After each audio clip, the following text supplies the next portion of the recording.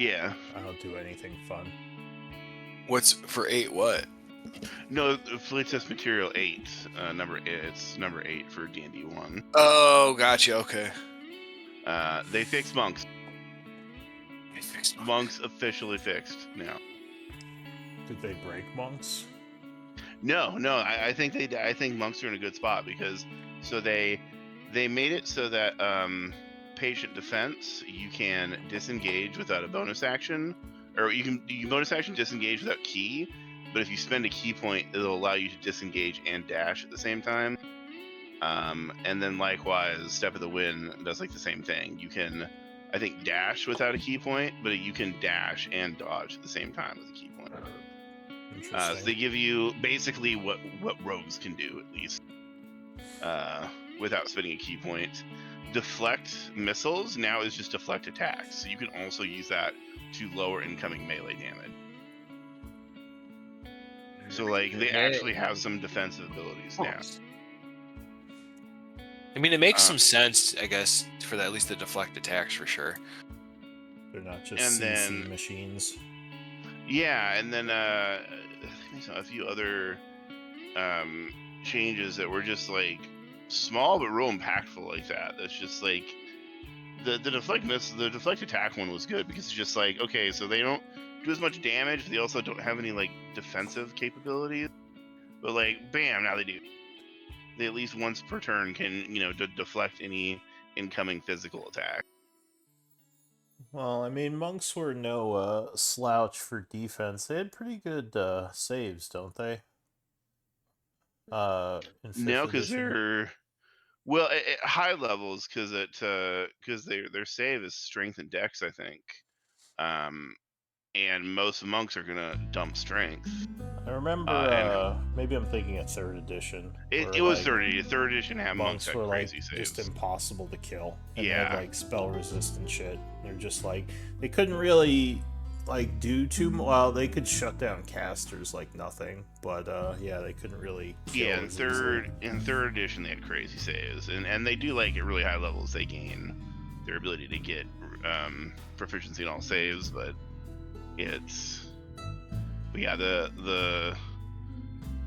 I think monks are gonna be pretty decent now. That's good. They weren't. I wouldn't say they were terrible, but they definitely felt like a little lacking compared to some of the other classes.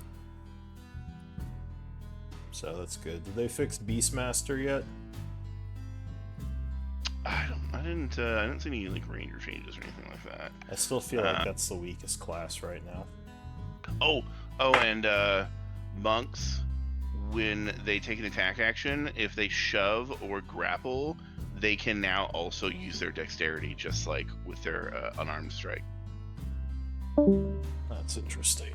So now monks can actually grapple or shove. Yeah, before they could just escape it really easily. Yeah, and that's what I was just like, okay, so they use their dex for that, but you still have to use strength for like all this other stuff. Yeah, no, those are interesting changes for sure. Did we just lose Matt? Oh, motherfucker, did we? Oh no. Oh, and then they actually have some scaling out. Like at level 10, their Flurry of Blows gets 3 attacks.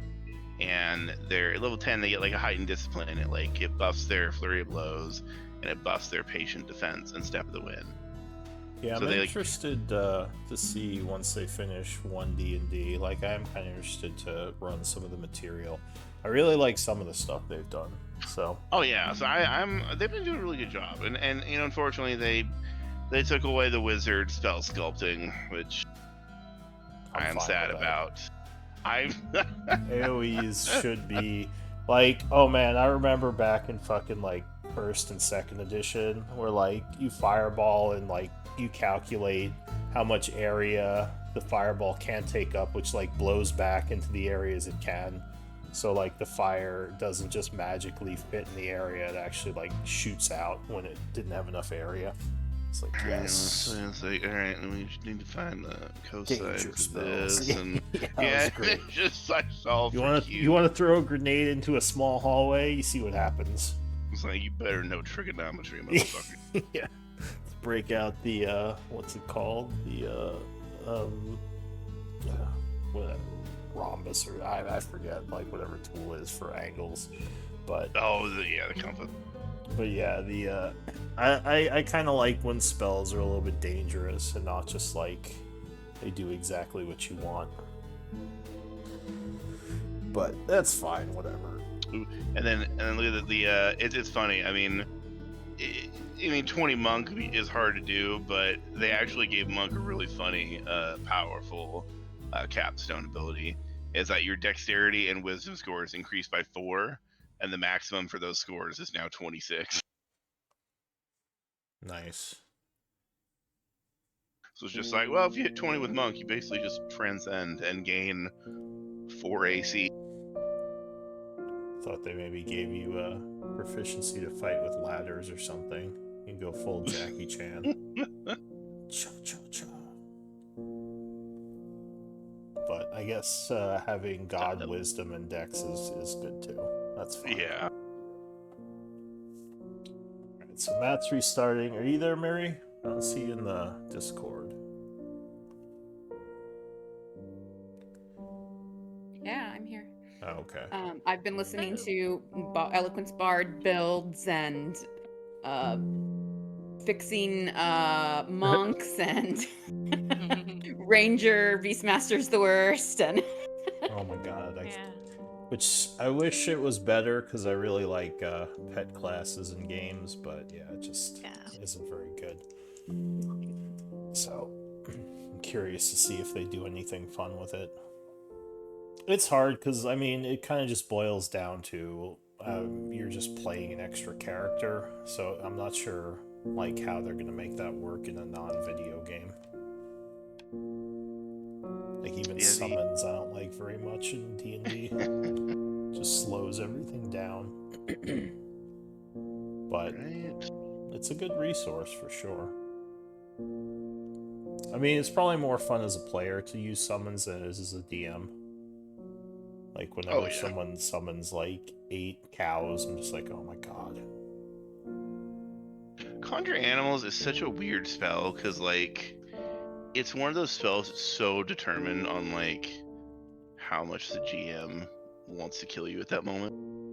I feel like because... I did have a Master Thief get trampled to death by a bunch of cows. That was hilarious.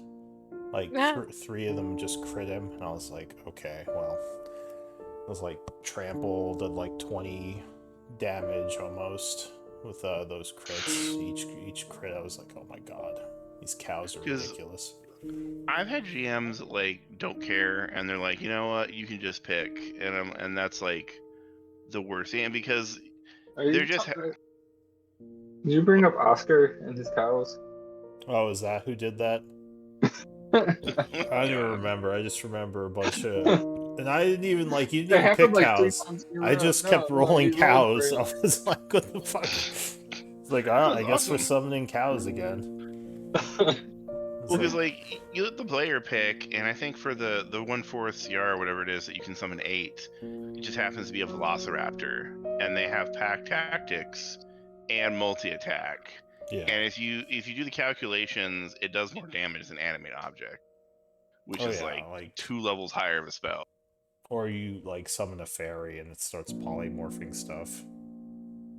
There's some ridiculous stuff with summons. My favorite is 2 squids. I think it's 2 squids because their tentacle attacks grapple. So yeah, but you have to probably summon those in water. Yeah. It's not very often, but every once in a while. Well, I mean, a squid can survive out of water for like 10 an minutes. hour. Or it's certainly time. Who am I missing from Roll20? We should probably get going. I just realized me probably. We're kind of over. Alright. So, Glenn, it is your turn to scribe this week. I can scribe. I am not. I am a little out of it. If anybody would be willing to take over, I would appreciate it. But I can do it if no one wants to. I just quit my job, so I got time to scribe. You did? Oh man. You got money for D&D now. Yeah. Wait, Yeah. aren't you? Wait, you quit your job so you have money for D&D? How does that work? Lower paying job to higher paying job. Oh, okay, nice. Well, congrats. But I don't have one lined up yet. But still Gotcha. I was gonna say, like, and But if I did, what government program are you on? You're just getting all the money there. well, teacher salary. You know. Gotcha. You go from below poverty to poverty by getting unemployment. Nice. All right. Yeah. So you said that was Chomsky, right? You said you were gonna scribe. Yeah. Thank you, Chomsky. All right. Malin is supposed to be on his 4th week of quartermaster. I guess we'll see if we need that today, but yeah, I'll just say no quartermaster for today. And Uslag, you were the previous scribe. Do you want to give us a quick Correct. recap? Sure, I'll give you a recap of the last week's combat, because that's pretty much the entire session. So, Uslag's journal, 7th of spring, 9:30 p.m. The fire giants advanced on the stage, and the Duergar at this point had mostly fled. The dreadnought I had engaged thought to ignore me and throw a rock at Glenn, who had magically slowed him and most of the others. The rock hit Glenn, but he managed to maintain the spell. I showed that dreadnought the error of his ways by striking him while he was distracted. Raldo joined in on the fight, sniping from the stage while laying low to avoid rocks. Glenn continued the concert, though the performance became more chaotic. I'm hearing some echoes. It's very distracting. I'm just gonna...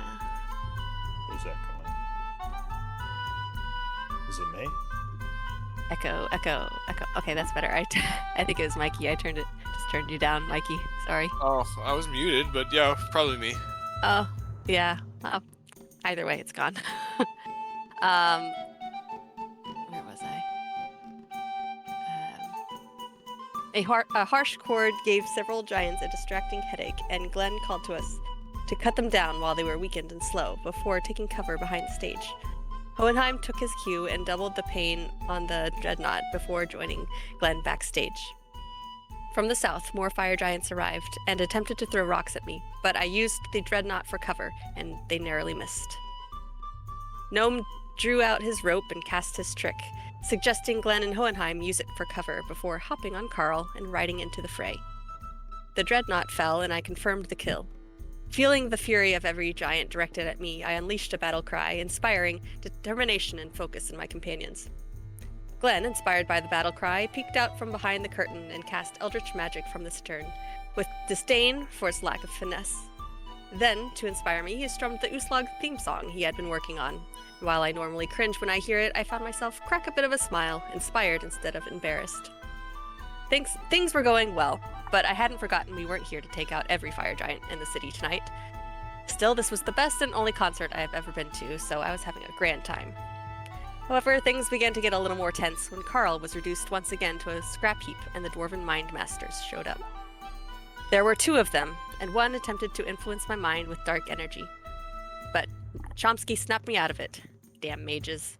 The giants directed the other Mind Master to me, and I called to my allies that the mages needed to be taken out. I knew they would go down easily, but if left to do their thing, would create all sorts of trouble for us. While my allies turned their attention to the Mind Masters, the giant next to me suddenly swept me up, and despite my best efforts to resist, chucked me toward the stage.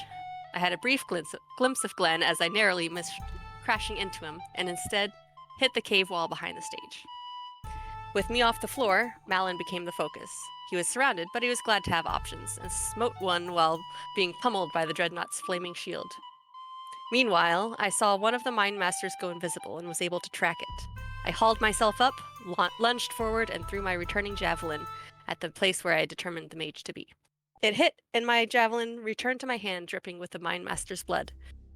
I threw it again, and the dwarf reappeared, a crumpled heap on the ground. Hohenheim popped out of his hidey hole and cast a spell that disintegrated the shoulder of one of the giants and reduced one to a pile of dust, then flattened himself to the ground to avoid flying boulders. I reminded everyone that we could hold out a little longer, but we were not here to finish things. We had certainly started what we came here for. We had recited a rebellion surely, and provided an excellent distraction for the three kings, not thieves. As much as I hated to admit it, it was probably time to consider wrapping the concert up. Glenn lulled a giant to sleep with an eye bite and suggested we begin gathering around him and prepare for a treat when the time comes. He caused one of the giants to fall into a deep sleep.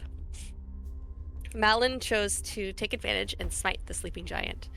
Another giant tried to throw me again, but this time I stood my ground, inspired by Glenn and Chomsky, and I hit him back hard. Just then, the Forge Master stepped up and drew a wall of fire through the middle of the stage, catching Glenn and Hohenheim in it.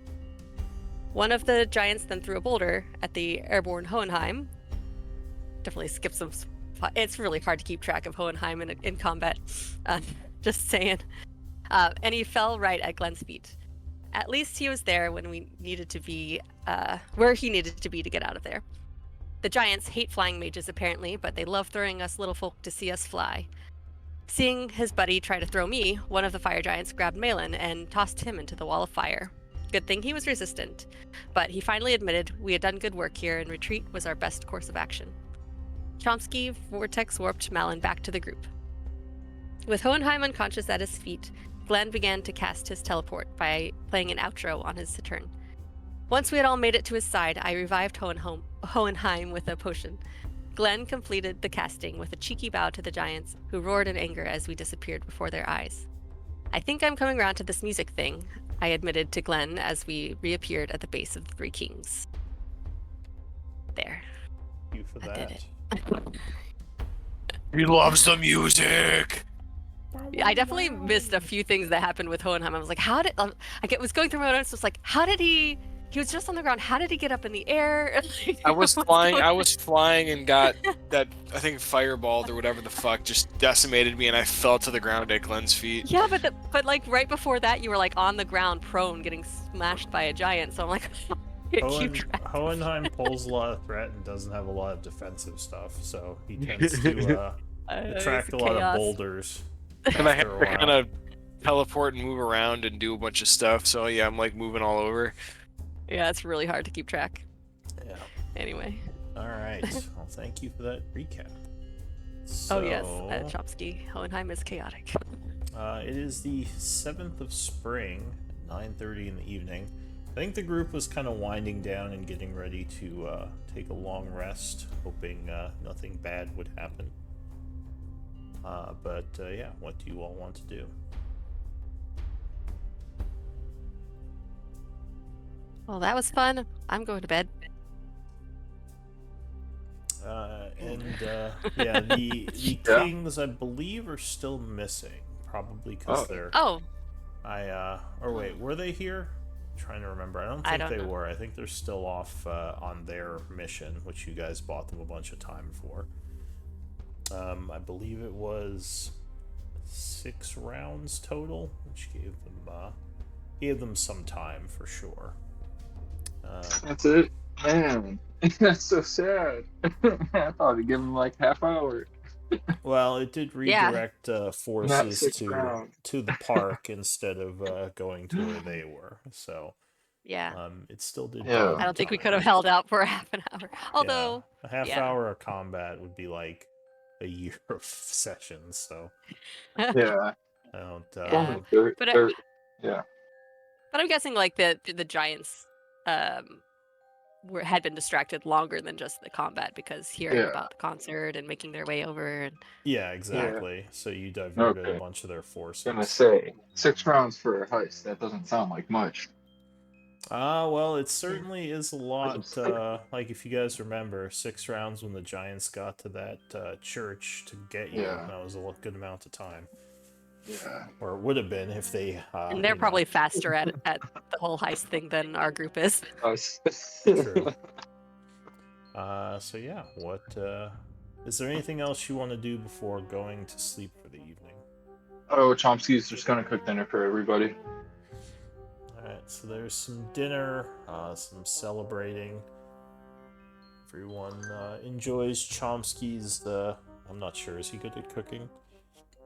Oh, Yeah, he's cooked for us before. world class. Does he have cooking tools? He's got an all-purpose tool. Alright. So yeah, his odd all-purpose tool cooking. It's both lock picks and a chef's knife. I'm not sure how that works. Everything. Yeah. So you have some food, you celebrate and go to sleep. Evening. Evening passes without issue. So it is now the next morning, the 8th of spring at 8 a.m. Strangely enough, your allies did not come back last night. Virgo. Can we send them a message? How would you do that? I have sending. Alright, you gonna cast sending? I look at Carly and shrug my shoulders. Do I? Do what? I missed the Oh. question. Tell Kingman where he at. Not Kingman. Oh yeah, I guess it would be Kingman. They're the three kings. Sure. Oh, Yeah, we you want should, me to say? Oh, I can do. I ask I you. don't know magic. I don't know. I do. We should wait. I mean, if they've been able to heist without us so far, I'm sure with all of the disruption we gave, they should have been able to get in and out just fine. What if something went wrong? Like, what if there was a trap or? Well, then I suppose they're fucked. I guess so. I mean, It's not like we're in a position that we could break them out of a heavily guarded, prison cell. Yeah. If Mal, Right. where's Malin? Because he could. I mean, it's not like they would for us if we got caught. Did we even know exactly where they were performing their heist or their? You did not. Yeah, so it'd be difficult for us to follow up. I send Well- a sending spell to the. I don't know what's the leader dude's name again? Rando. Rando. Kingsley, right? I say, hey Kingman, where are you at? I no see you. Alright, so you cast a sending. Give me one moment. I have to re-enter the game. Ooh, that means things are happening, guys. No, it just means my script's all broken. I have to go fix them. That's a thing. I mean, yes, things are happening. Secret roles. House rules. House rules. Should be like, all right, roll a d20. Yeah. That's all you gotta say to freak somebody out. Okay. I gotta buy some time while it's loading. Everyone roll Yes. a d20. Everyone roll a d20 so you can freak out. Interesting. All right. It's like reading the tarot cards. You're like, just rub your chin a lot. I look at everybody and go, it says 20. Yes, indeed. All right, so you cast sending to Rando. What is your message? Hey Kingman, where you at? I no see you. That's so perfect. Let's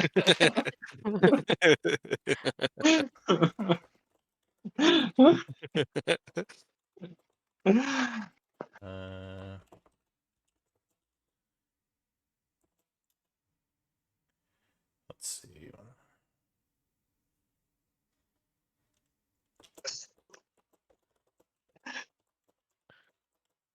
He say back, DM Raven, GM is typing. So that's the message you get back. Okay. I say back to him, you need help, friend? Are you casting it again? Oh yeah. All right. So you say you need help, friend. I'm gonna type it. We can help. Tell us how, and we do.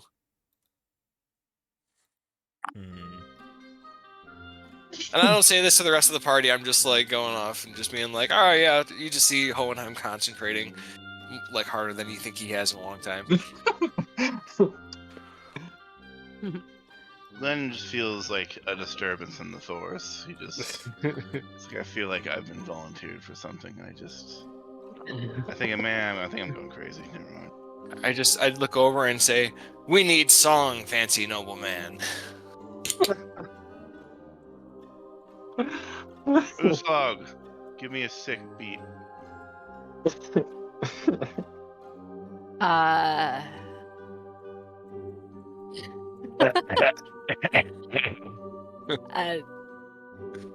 She just Glenn just like stands there. wall. Yeah, he just, until you do that, Glenn just like stands there with his arms crossed, like waiting. She You just asked for a sick just like beat. looks at him and just Yes. knocks on the wall in like a terrible rhythm. Like there's no rhythm at all. She has no rhythm. And if she does that, Glenn will pull out his cittern and he'll try his best to find whatever rhythm he thinks she's trying to make and play along with. Do they say anything back, Lou? Yeah, I'm just counting words. Yeah. That's why I just do real short. I don't have to count then. Never need count words when talk like it don't work. Alright, message you. Alright, I relay. I look at party and I say. I don't even say anything before then. I just say exactly what this is and let them figure that Just out. copy paste it. Alright. Yeah. How dare you? We're up in Pitchfire territory. If you have allies up there, we are trying to find safe way out of Darvin Warehouse. Pitchfires. Wait, are the Pitchfires the bad guys? Is it the ones that the other people hate, or are they on our side? You Yeah, have we not have- spoken to them yet. Those are the Northern Hall ones, the ones at odds with Okay. Evox, the magic users. Okay. So we kind of need to. That's the one thing. Yeah, we kind of need to decide whether we're gonna have the D-backs on our side or the Pitchfire on our side, because it sounds like we're not gonna be able to have both, probably. I mean, we could keep I don't pushing think- for the Yeah, sorry, go the ahead. star-crossed. Romeo and Juliet. That is definitely the best Ooh. chance of success for getting both on our side. I didn't But like. that may just cause the- more problems. Yeah. Didn't Why seem not- to work out for Romeo and Juliet. Why not put on play? Yeah, It's true, yeah, then both houses Just just hate you put because on- their kids commit suicide. Put on the play. A curse on both our houses. I didn't like the dude that we're working with now. He was kind of, he had mentioned that he's okay with killing the population, but was not okay with sacrificing nobles to power these soul crystals. Boulder Bottom says D-backs, right? Yeah, he seemed like kind of a dick to me too. They all seem like dicks. To be Yeah, completely but honest. So mean, the bourgeoisie. if the Hunter Pitchfire has are a bunch of no- mages, though, I feel like they'll probably have even less care for the sanctity of life. I mean, so their name is pretty close to Pitchfork, so they can't be that powerful. Say pretty close Sound to logic, Pitchfork. Chomsky.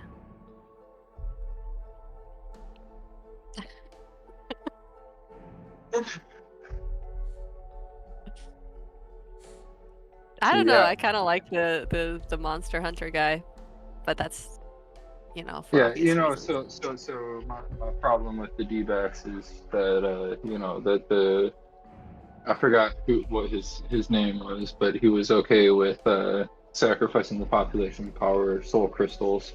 Oh, that was That the was other other no, dude. that was the other Oh, guy. Yeah, that the was the other- D-Pax oh, my guy bad. was the Monster Hunter, Yeah, not the okay. Magic Trader. Kesbin was the Oh. one who was kind of like Okay. a My little bad. iffy on his. Well, I mean, they're probably all iffy on And, them. and honestly, I like you're Hesbin. putting words in his mouth too. He wasn't okay with it. He's just saying if lives are going to get sacrificed, they should be lower class lives and not noble lives. He didn't say he was okay with it. He just said it was gotta if happen. we have to, Yeah. I don't sacrifice if the we have plebs. to. Yeah. I mean, and that's the thing. I mean, would you say like, okay, if lives have to get sacrificed, sacrifice mine first? I The mean, no, blood you're of gonna be the like, proletariat needs to oil the gears of. I mean, look, Chomsky that's what anyone in power is gonna say. You gain power so that you don't have to so sacrifice you're not the yourself. first into the gears. Exactly. You I are mean, power, so you're not. Yeah, you don't have to be the first one into the machine.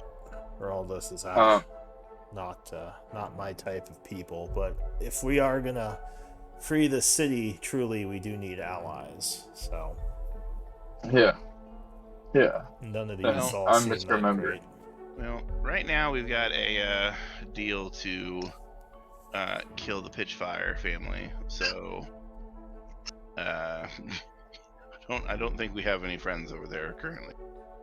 No, you're Kill kind them. of an unknown quantity to them. They probably know about you, but yeah, they don't actually. You haven't met them yet.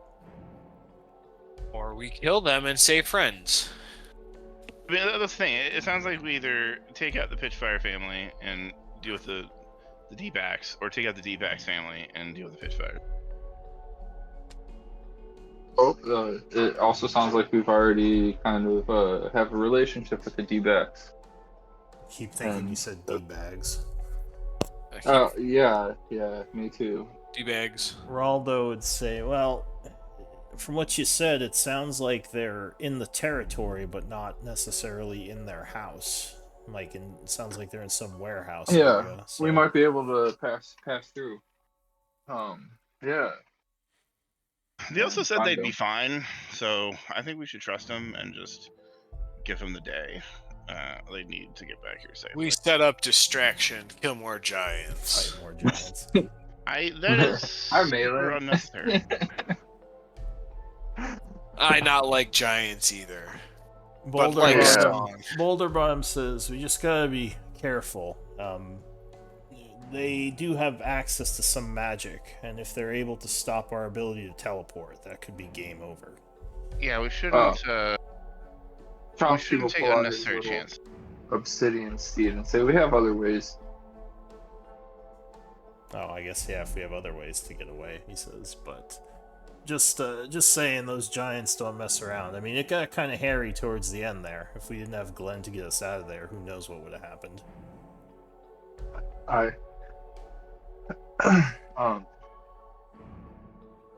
Yeah, so what are we going to do? It sounds like we're going after the Pitchfire. Well, I'd be fine going into Pitchfire territory and just start looking around.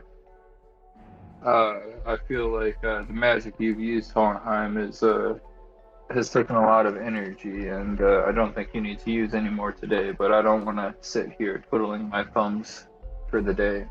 Says, what about contacts? You all been making friends in the city. You have any people who could get them out of there, maybe? We used all our contacts for the party, yeah. and for the party, and then meeting the D-pack. It sounds like if we want to meet Pitchfire, we need to find some more contacts, which we don't currently have. So I think we should spend time, trying to create contacts instead of just going to the Pitchfire area willy-nilly and possibly just making things worse. I mean, you certainly could just try to set up an audience with them, especially with all because I think the group is pretty gold rich right now, right? You just broke into that Oregon treasury. Oh, So you could possibly use gold to. I guess I'll say Raldo says it's yeah, we got some money. If we throw some of that around, it might get us in. Interesting. I think we should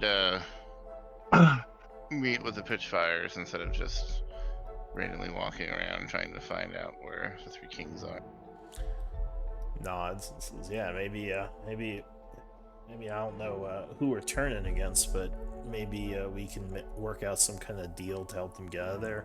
Or if we don't want to involve ourselves, there's always either scouting out the Pitchfire or checking out the Davalis, who seem to be friends with the D-backs. but also are kind of giant sympathizers. So, maybe we should try there first, because I don't know what we're gonna do about the D-packs versus the pitchfire. I mean, Put that conflict off for now. We put on Romeo and Juliet play. It is long story told by many people I hear from old family.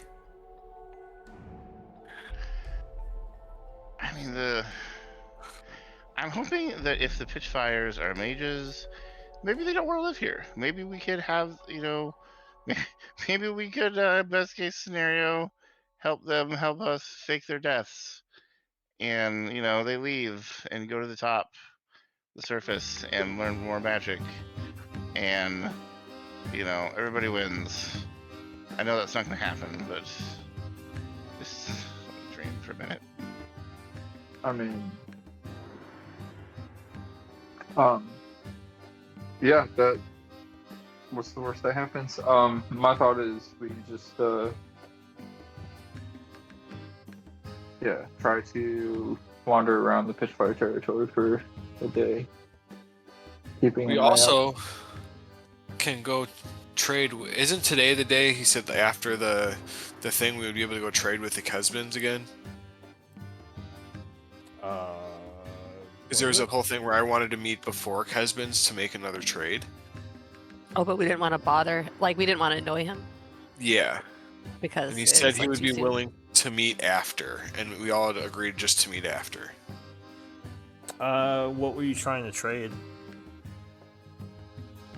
Some of the items we got. Oh, from your Moradin heist. Yeah. You could probably set something up with him. It is a little bit dangerous to travel through the streets right now. Your group is very wanted at this point. Yes. Tunnels that go right to his house, basically, right? Go close by, but yeah, pretty close. So is that what you want to do? You want to go speak to Kesbin? If the rest of the party's Yeah, okay with it. and perhaps since we have Yeah, to, sure.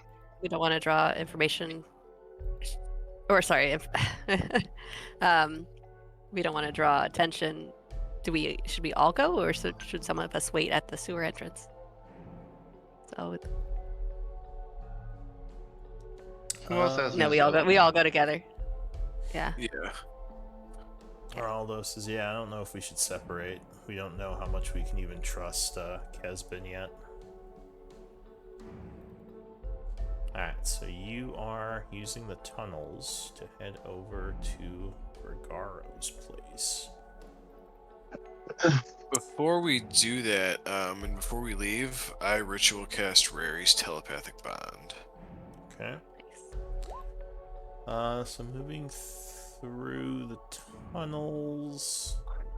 While we're doing that, I'm gonna abuse the telepathic bond and use that to sing to everybody through the telepathic bond. Just a soothing telepathic ditty. Loving you is easy 'cause you're beautiful. Glad. It's making it hard for me to tell if there's any danger sneaking up on us. Just easy listening. It's not practical. Practical. Who said anything about practical? It's musical. I guess I still don't get it. But the concert was fun. Let me check something. I'll be right back as well. You're a live music listener. I get it. Sure. It's all about the energy of enjoying live music with other people. Artists let it happen. It's the ceremony and pageantry and mosh pitting of it all. It's yeah. Yeah, that's pretty imagine fun. We're Right. not listening to mosh pit music But right now. we can start our own mosh pit right now. And he does like a metal scream. And he tries to push Uslag, but he's got like 8 strength, so he kind of just like pushes his hands against her shoulder. Yeah. Like, and no way. she It's, follows just suit, kinda but stares probably at him. like sends you flying. He just like falls on his ass. He's like, but he's like, yeah. Alright, well, you Anyway, we're we're not being stealthy apparently. not right now. But yeah, you I mean, neither of you are armed. you would reach the I'm area. Heading out into the street. Do you have disguises or anything? I think we've gone this Fine. whole time without disguising, except for Gnome at one point. I have- think. Cloak and hood on. Alright. I would not dare disguise my beauty. So there are definitely some deep dwarves kind of whispering as you walk down the street. Your group is pretty noticeable compared to the average denizen of this place. You walk up to the Kesbin estate, and there are several guards there. One of them says, "What are you all doing here?" He kind of looks at you and whispers. We could have a audience with your master. He says, "Can't be seen just coming here. You're all very much wanted now." He's trying to keep his voice low, and you do see like a bunch of people like in the street watching. And he would say, "I'll let him know that you are looking for an audience. What is this about?" We want to trade more magic items. He says, "Alright, let's see what I can do." He's like, "Get out of here!" He starts yelling, "You're of no business in Kesbin Halls, you thieves, you criminals."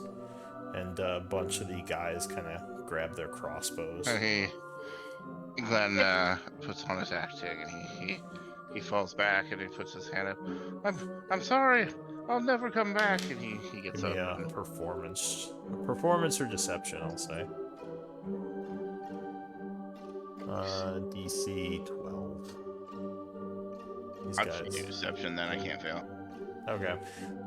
So you give a very convincing little speech to them, and maybe even a couple of crossbows are fired as the group is retreating back towards the underground. What do you want to do? Well, that didn't go so well. I could take them. You'll just start attacking his guards? That might not be the best move. Hold on, I don't think that's a good move. Let's get out of here. We're not wanted. They're mad at us. Let them be. There's more of them than us. Not Alright. catching on that he was being subtle, and being like, yeah, it's cool. All right, yeah, and then it's a show. I'm just oblivious. It's like, why are they attacking us? Alright, so you guys fall back to your underground. Now, some people do see you go in.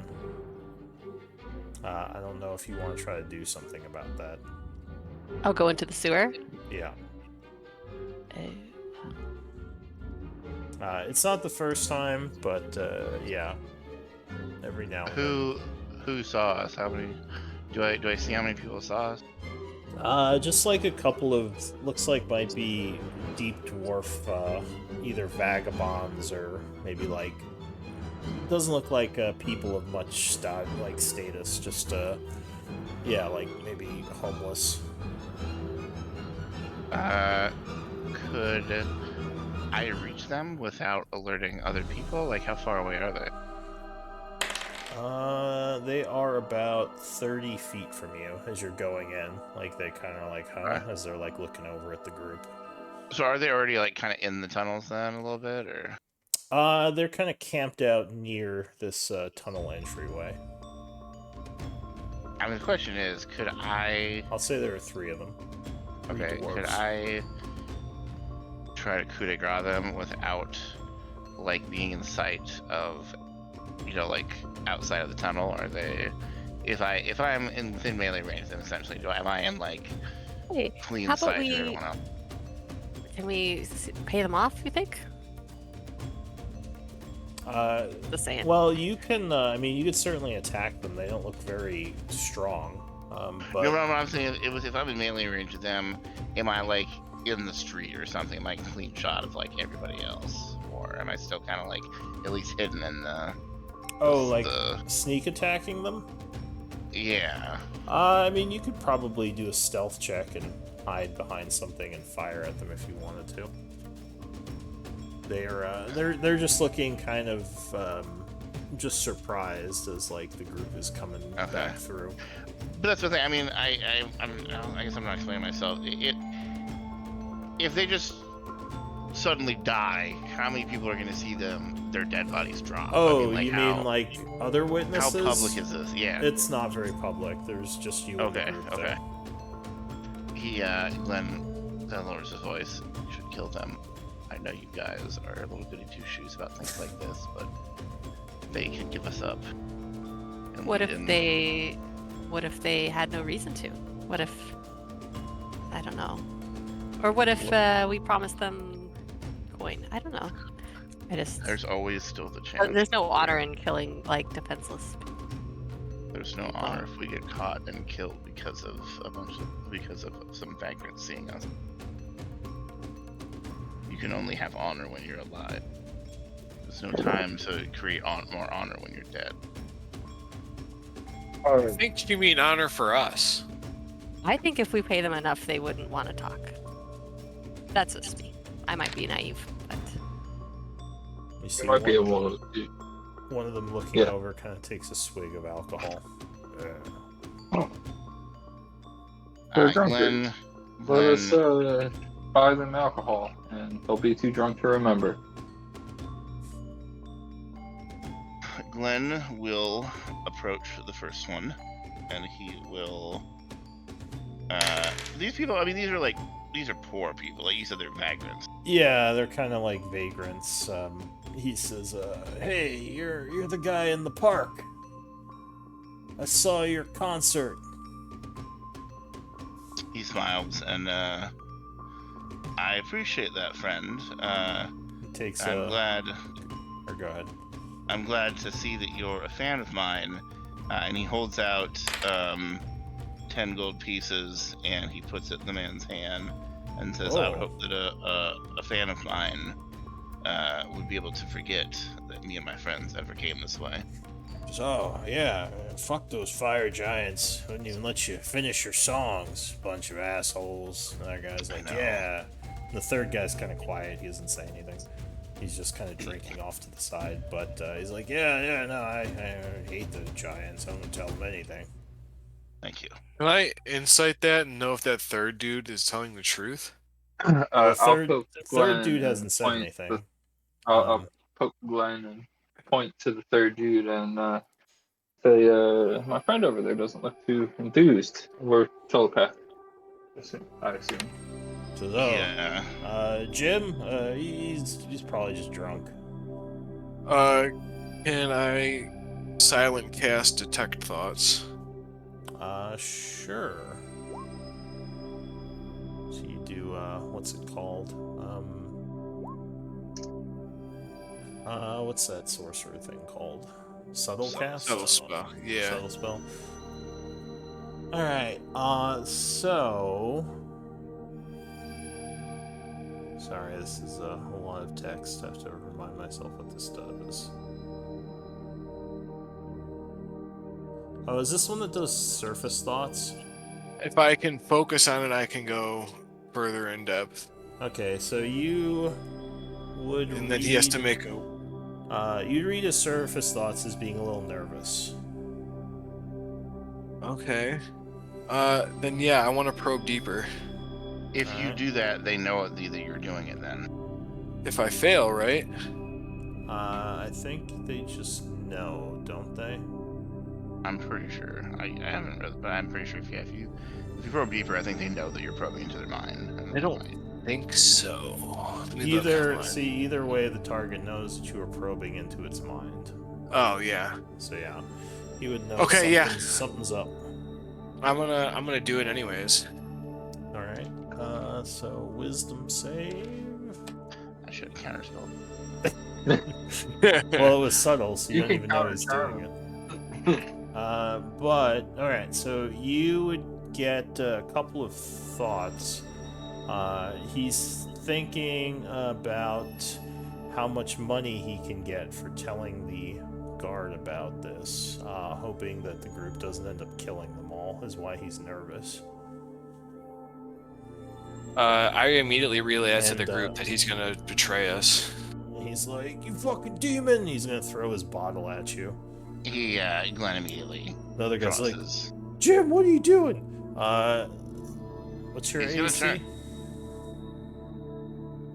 What's mine? Yeah, you're. I guess you wouldn't know who's doing it. All right. I'll say that's true because yeah, you subtle spelled. Glenn, what's your AC? 15. All right. So you are just like smacked right in the face by a bottle. Ow.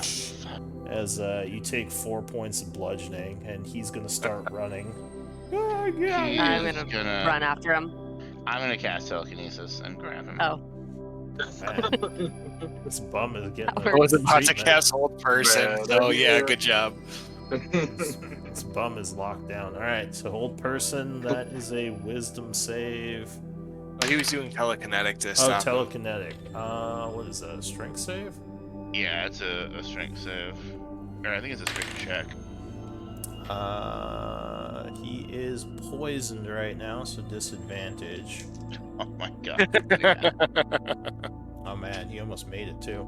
All right, so yeah, he's like bum like strengthening out over there. But yeah, you do manage to grab him. And the first guy's like, "Hey, let him go. What are you doing?" I just telekinetically pull him over to us. And I say, "I'm sorry, buddies. Your friend here was going to turn us in." It's like, "Jim, what are you gonna turn him in?" He's like, He's a "No, traitor." he's a liar. I wouldn't do that. I'm just drinking my booze over here." And he's like, "Ugh."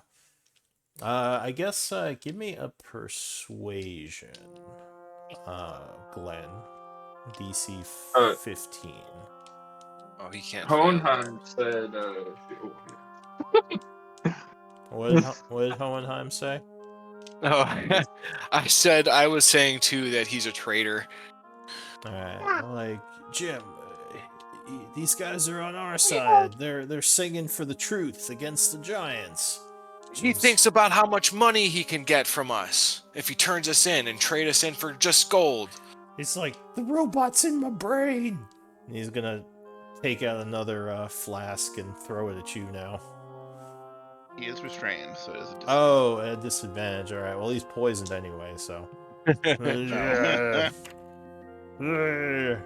Yeah, like completely misses you. It's the- Glenn again. No. No, it just kind of flies over. And the guy's like, "Well, we can make sure he doesn't do that. Come on, just let him go. He's a deep dwarf like us. He's just confused." Is he telling the truth? Can I recommend, like via the bond, like Glenn, perhaps you could modify the dwarf's memory? Oh and- my fucking god, you're right. He So One you would hear to, Arapel's voice via the bond. Yeah. Yeah. and I'm like, That Arapel, way you're we a do genius. not need to harm him in front of his buddies, and they do not turn against us or doubt us. Well, my friends, it just so happens I have a spell that will wipe his memory of this ever happening, so he'll have nothing to tell on us. Give me another. I guess you can't fail it. So he seems kind of unsure. He's like, "I don't know. Is Jim gonna be okay? Is it Oh, magic?" he'll be fine. I will replace this memory with, instead of seeing us walk down the sewers, he'll see a really hot dwarf. Jim deep yells, "You dwarf stay out of my walking mind. You're a witch!" And he's gonna throw a third flask at you. Oh, that would hit. 4 points of damage and a concentration check. This hobo isn't messing around. It's rolling pretty good for all the disadvantage. Alright, so you're like, you hold the spell as he's just struggling like crazy. It's like, Jim, stop throwing all your booze at him. You can stay out of my head, you demons. Yeah, he puts his hand on his head, and the telekinesis ends as he does that. Like it's like, and Avatar: The Last Airbender thing, where with the and he all know what I'm Feeling talking is about. And, bending. yeah, as I use modify memory. You seal the drunk guy's memory. Alright, what's the DC on the save? I think 19. this is another wisdom save, right? Yes, and he has disadvantage because of my sit turn. He has disadvantage for like 4 reasons, but Well, actually, being drunk would not give him disadvantage to this. Yeah. Does the sit turn give him disadvantage? I thought it had to be out of combat. Well, okay, I guess it's a wash because he has advantage because it's in combat, or because he's a combatant, and he has disadvantage because of the sit turn. So I guess it's just a straight roll. All right. Oh, is the sit turn just always advantage? Yeah. Okay. For this spell, for like a couple spells. Got it. No, so you would fail as he kind of goes a little bit limp, just kind of hanging there, and he's like, "Oh, she was so pretty," and then he just kind of passes out, snoring on the street. His 2 friends a little bit concerned, kind of looking at you, looking at their buddy, and they're like, "Is he gonna be okay?" Oh yes, he's just sleeping off his drunkenness. When he wakes up, he will sure regale you with his tale of that deep dwarf with a really nice ass that walked by. I'll all flip right. another 10 gold piece to each of them. Oh, thanks. You guys are okay. We won't tell anyone. Don't worry. And yeah, we're with you. And giants are all terrible. Fuck the fire Fuck giants. the giants. Fuck the giants, Fuck man. the giants. All right. So still a little concerned, but they just kind of go back to what they were doing. With their buddy kind of just laying there. All right, and then we skedaddle. All right. Jim got a lot of high-level The spells. poor guy is going to spend the rest of his life looking for that woman. She was so hot. I don't know What he why gets. I felt that was important that they didn't Greedy. know. Yeah. All right. So you Yeah. go back into the sewers, thinking maybe you might need some disguises if you're going to be up on the surface. Man, But how are we gonna disguise ourselves? no one seems to have noticed. Not our you. forte. Hohenheim just puts his hand up against his face and like he's hiding a bunch of his face. You need a chewy? All right. So you Yeah. head back to your underground lair. It's still pretty early. As the king said, they're probably gone for the day. So is there anything in particular the group would like to do? At this point, you're kind of just waiting for them for the next steps, right? Yeah, I think maybe some nice R&R and letting the heat on us die down a little bit is in order. Yeah. Just staying hidden. Alright, so yeah, it's still pretty early in the morning. What do you all... You're just gonna pass some time? Is that the plan? That sounds like that's what the plan is. Okay. I wouldn't mind taking out a few more giants, but yeah, let the heat die down. Well, where would you go fight giants? I feel like if we went anywhere, the giants would show up. It's a good likelihood, especially if you stay out in the street too long, but that could be risky. I could use invisibility and try to go see if I could make some make an introduction to the pitch fire with a generous donation. See if I can require a meeting. That doesn't sound like a terrible plan.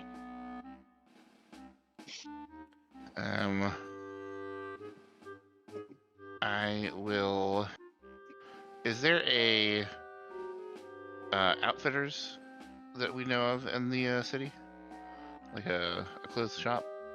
You could probably just go to a marketplace to get some clothing. They probably have a few places there to buy.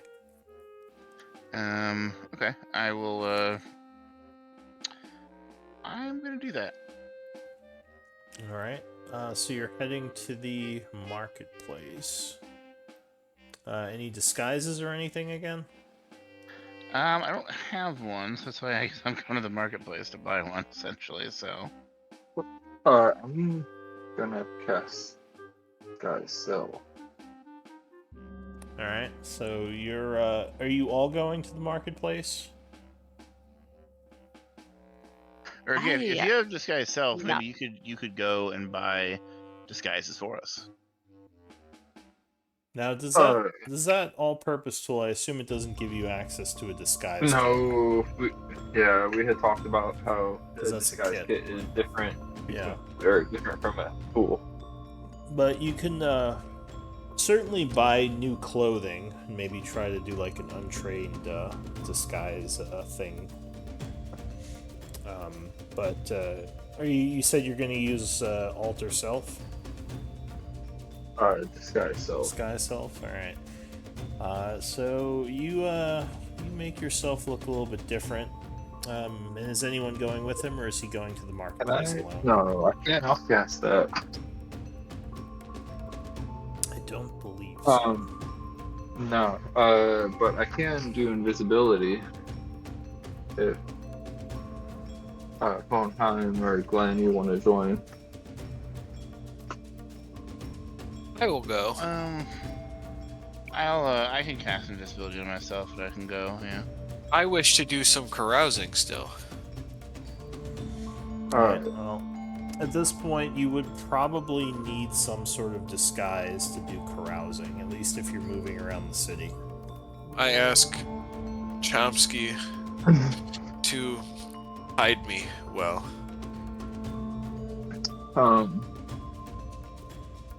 We could best paint I can do him is keep green. you invisible for an hour, bud. We could paint him green and make him look like an orc. Make him look like a what? An Orc. Orc. He's kind of big for an orc. I don't know if there's any way to really disguise Hohenheim. Yeah.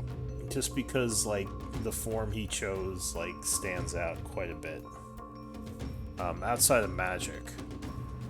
Because, yeah, what are you, like, 8 feet tall? 7 feet, but yeah. Yeah, compared to the, like, 4 to 5 foot dwarves, he's, like, towering over everyone. Would I be able to use, like, minor illusion to, like, change my face? Not really, because that doesn't move with you. You could probably do some sort of, Yeah. like, untrained wise, you might be able, if you got a disguise kit, to try to do something with it, but yeah, like at this point, you might be kind of stuck, just because the group is a bit wanted in the city. So you might have to stick to underground stuff. Okay. I guess I'm trying to think of other ways you could. Because for carousing, you need to be moving around, like, talking to a bunch of different people. And invisibility would be for, like, an hour, but, I mean, if you're doing this for 8 hours, that wouldn't be that helpful. Nope. And I can't cast that much magic. Can I use it? Can I carouse with, like, my faction agents? Well, the trick is getting to them without being, like, attacked or arrested. Like, it's not the carousing itself that's an issue, it's just, like, because, yeah, like, the city is on lookout for you all now. Alright, never mind then. Sorry for the time waste. No worries. But yeah, with disguise self, I'll say you can go to the marketplace. So what are you buying there? And you said someone's coming with you invisibly, right? 2 of you? Or are you just letting him go and waiting here? I'll let him go and wait here, I guess. Alright, so what are you getting with your disguise, Gnome?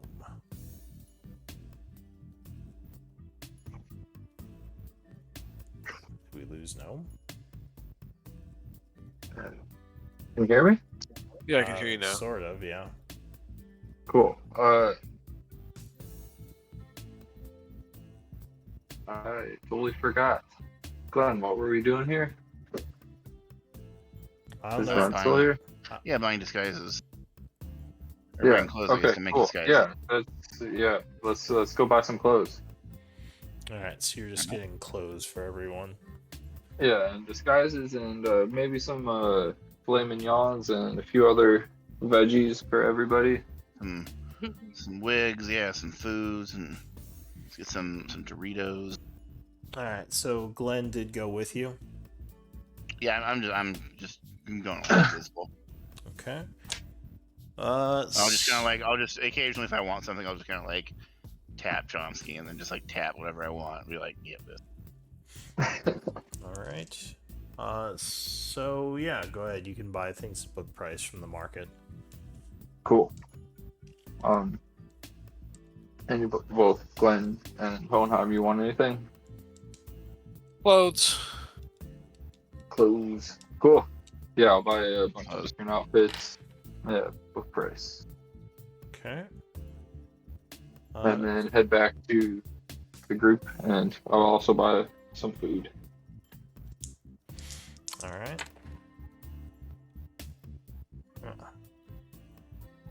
Alright. So Chomsky, you and Glenn are both pretty perceptive. As you are going through the tunnels on the way back, something seems off. There are some signs of passage here you did not see before. And you think you hear some movement coming from up ahead somewhere. Hang on, let me put you on the map.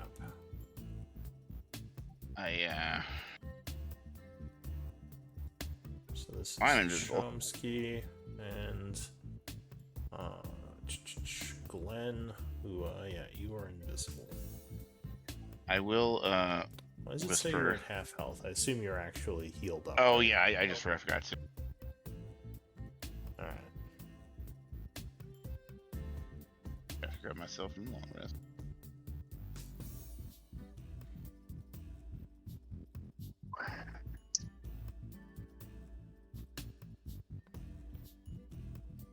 Alright, so yeah, what are you gonna do? It sounds like something is moving around up ahead. I grab Chomsky's shoulder to stop him, and I down a little bit and whisper, it's like, hey, I hear something up ahead. If things go wrong, I'm gonna grab you and teleport us back to the sewer base. And Sounds great. he nods, and let's move carefully. Cool. Should we hide for a little bit?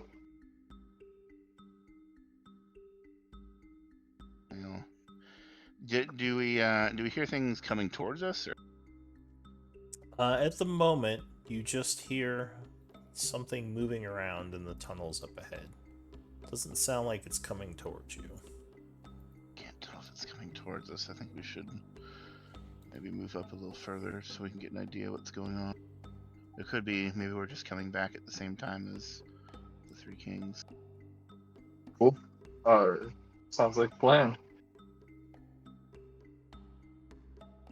So, quietly scoot up a little bit. Alright, give me stealth checks.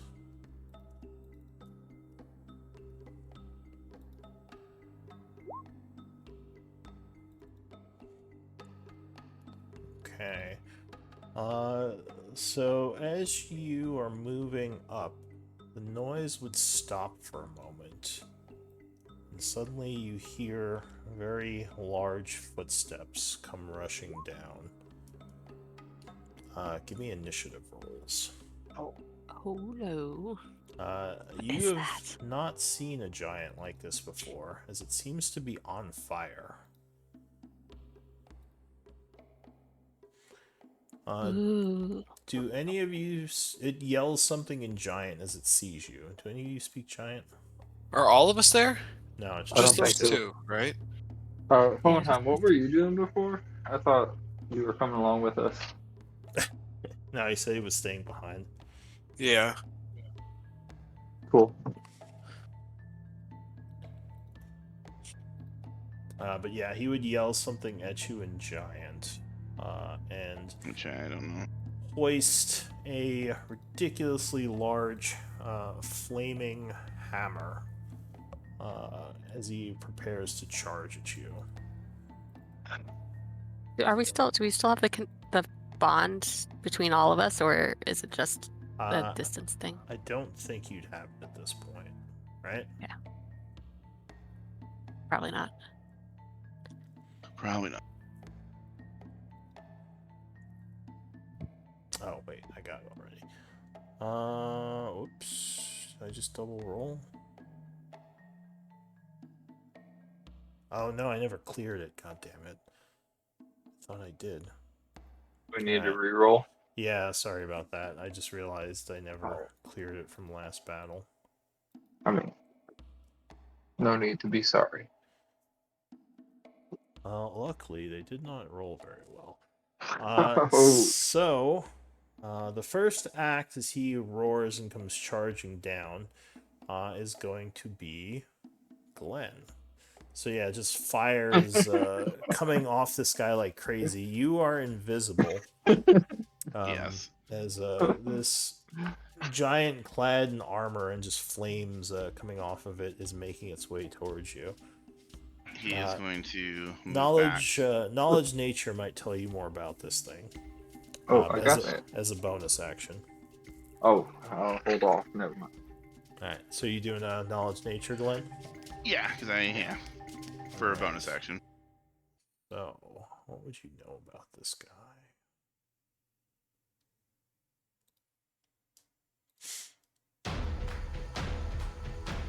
So, you know, forge callers are almost like gods among the giants. Often, like, kind of probably the most powerful of the fire giants. You think this thing would be very dangerous to tangle with, even with your whole group with you. Basically, like CR-18. Jeez. Okay. He is going to. He's going to. How tall is Gnome? You put 6? Okay. He's gonna kneel down and grab Gnome's shoulder and whisper in his ear, "Is like, this thing's way too dangerous. We're out." And he would cast teleport to bring them back to their hideout. Alright, so you would appear as you start casting teleport. Yep. Oh no. Oh no. Hang on a sec. I don't like the sounds of this. This sounds bad. The giant would smile as you are casting and say, wait, does this guy speak common? He does, alright. He Oh, says, wow. "Little ones, Farago shall find you, no matter where you go," as you disappear. Alright, so you appear back in your base. And yeah, luckily it doesn't seem like the giant followed you. You're not sure how he would, but then again, that thing did look kind of crazy. So what do you want to do? All right, guys, we've got a big fucking problem. Yeah.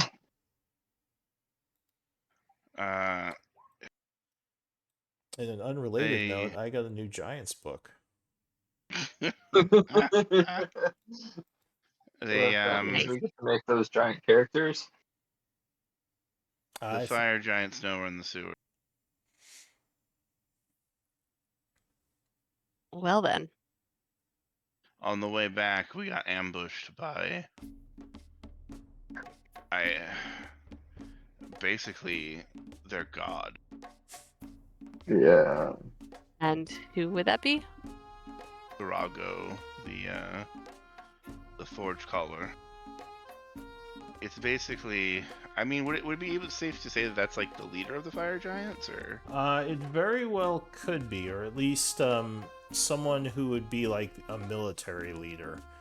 But yeah, they're almost like they're very like beyond the abilities of like most fire giants. Like they're kind of the chosen, which I forget the name of the giant god, but yeah, you know they are not something to tangle with.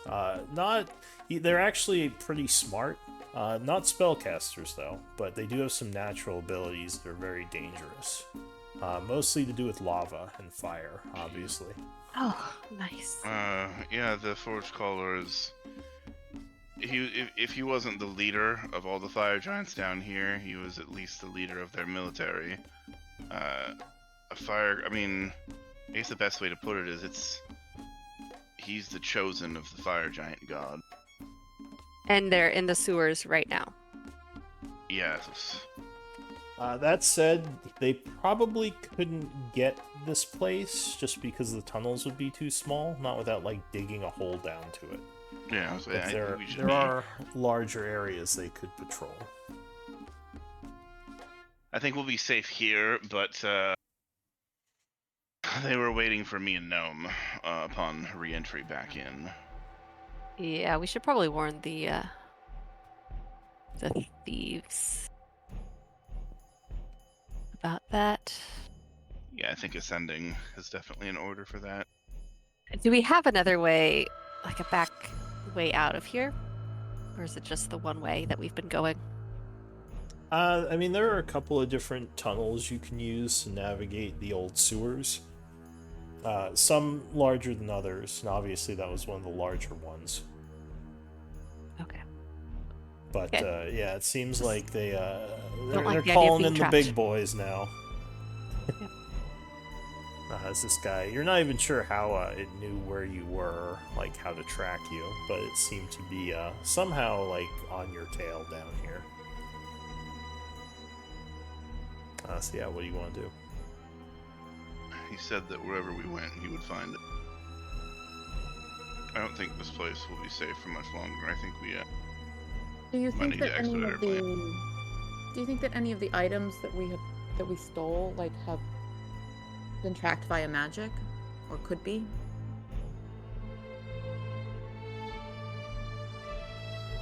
I mean, with your Arcana training, anyone who's trained in Arcana, you would know there are spells that can be used to find items. Okay, so something they're familiar with, they could just track. It doesn't necessarily have to have. Yeah, I mean, Yeah, there's if a giant with that magic was familiar with the items we took. I mean, obviously, there's the actually, what is that called? Find object. Locate object, Locate yeah. object. I think. When do you have this spell? I have it on Ophelia. Okay. Well, give me a. Let's see. Oh yeah, it's a bunch of different types of magic. So, Arcana, Nature, or Religion might tell you something about the spell. DC 12 because it's not that high level. So yeah, you'd know that you do have to be within 1,000 feet of the object to figure out kind of the general vicinity or the location. But other than that, yeah, you can, as long as you're familiar with an object, you can try to locate it. That's exactly what Arapel was getting at, because he has the spell. Oh, okay, sorry. That's fine. So yeah, Arapel could just tell you about it. And Arafel, does this magic work through like bags of holding? No, I know No, because Yeah. when the Oh. items are in the bag, they are in another dimension and not within 1,000 feet of us. So should we put everything we stole in another dimension? There may be other means of magic. It just occurred to me that that's one way they could potentially be trying to find us after our heist. The object that was stolen by the kings could be another, but I do not know what that object is or where it's located. Oh, right. They never told us what that was it? Did they? Yeah. And yeah.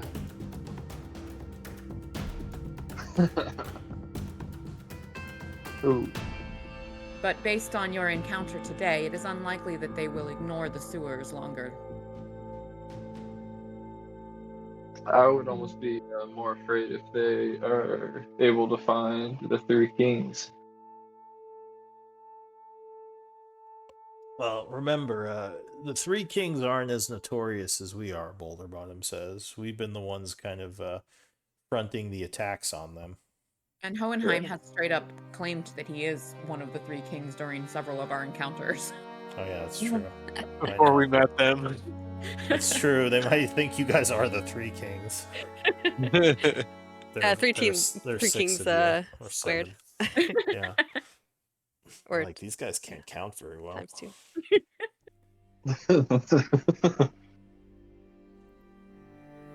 Alright, well, yeah, you did get your stuff bought, but yeah, it seems the underground might not be as safe as it once was. Well, that's fair enough. We could always try to find somewhere out in the caves to hide out if this does get too compromised. Now, I still do know a way through to where the Rune Master Tower is, Boulder Bottom says. There are some caves we can use there, but it's also close to, kind of the Fire Forge, the, what's it called? Molten Chapel. Yeah, the Molten Chapel. So that could be risky.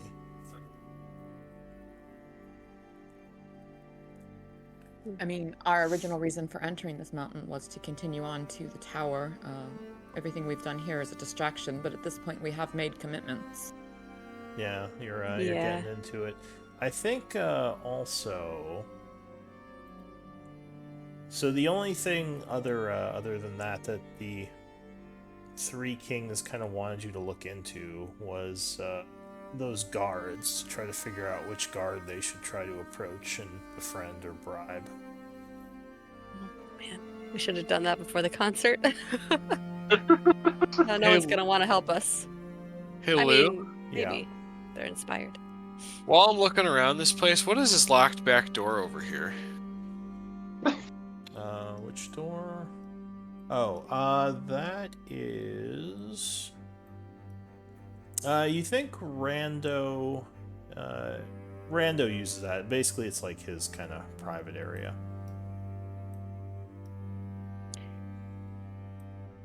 Do I want to picklock it?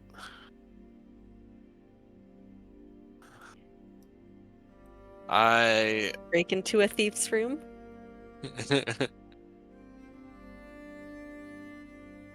No, I'm not gonna do that. I tell the party though, I wonder if Rando has magic item in his room that may be telling giants.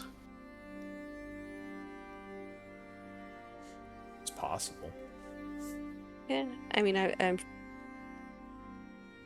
feel like if whatever they stole is that important, they might have put it somewhere else, but it could be here.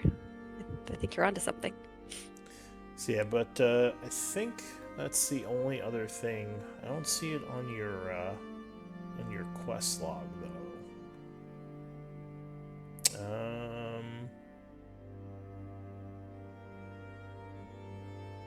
Yeah, so there should be a thing on your quest log that basically says to like look into a couple of the guards who work at the Molten Chapel to try to figure out one that might be good to befriend to like help you guys with the heist. Because I think your group has Glenn, who's much more, what's it called? Charismatic. So, yeah. Do you want to just pass time then, or is there something the group wants to do? I asked, can I go pick the lock? I mean, if you're gonna pick the lock, I'm gonna help you. Yeah, maybe check for traps, just because. I mean, I'll thieves begin. tend to be paranoid. Well, are we about to steal from the Three Kings? No, I just want to check it out. Yeah, I mean, we've got a good excuse, right? That we were worried that the giants were tracking something they had. So. Oh, and the northeastern room is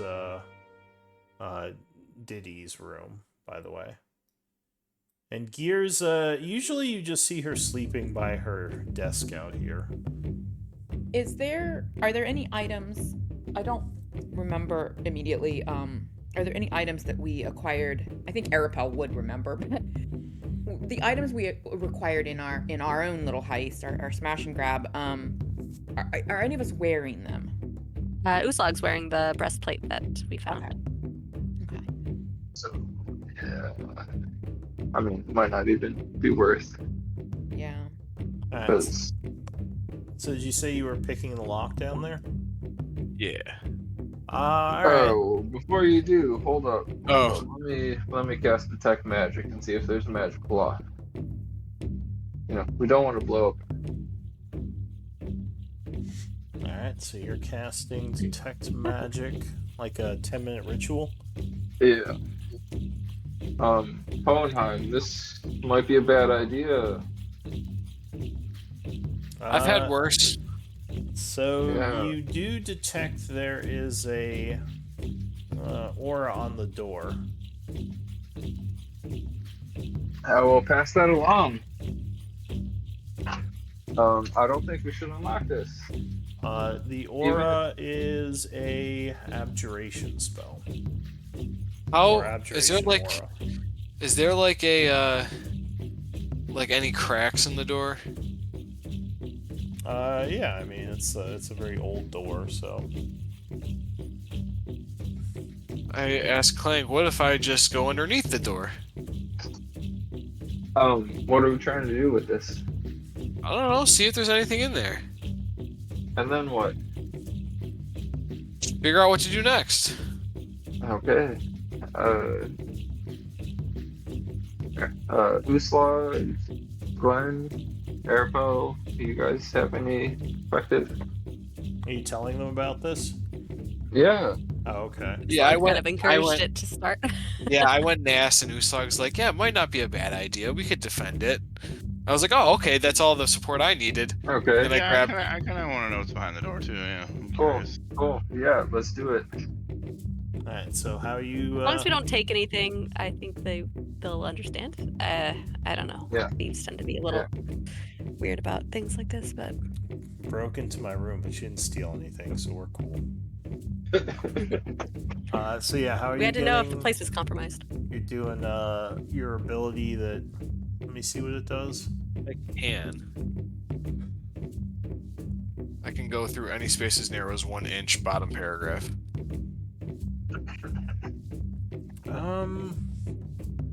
Would there be an inch of space? How much is that? It's a lot. Yeah, that's a good amount. But It's like a knuckle from your tip of your thumb to your knuckle. Yeah. I mean, there'd be space under the door. I don't think there's an inch though. Like there'd just be a little bit. Like it's fairly flush with the ground. Okay. Like you could probably see in there. There's no light coming. Well, actually, there would be light in there. And you would kind of like if you looked on the floor, you would see like some more floor in there, but nothing obvious.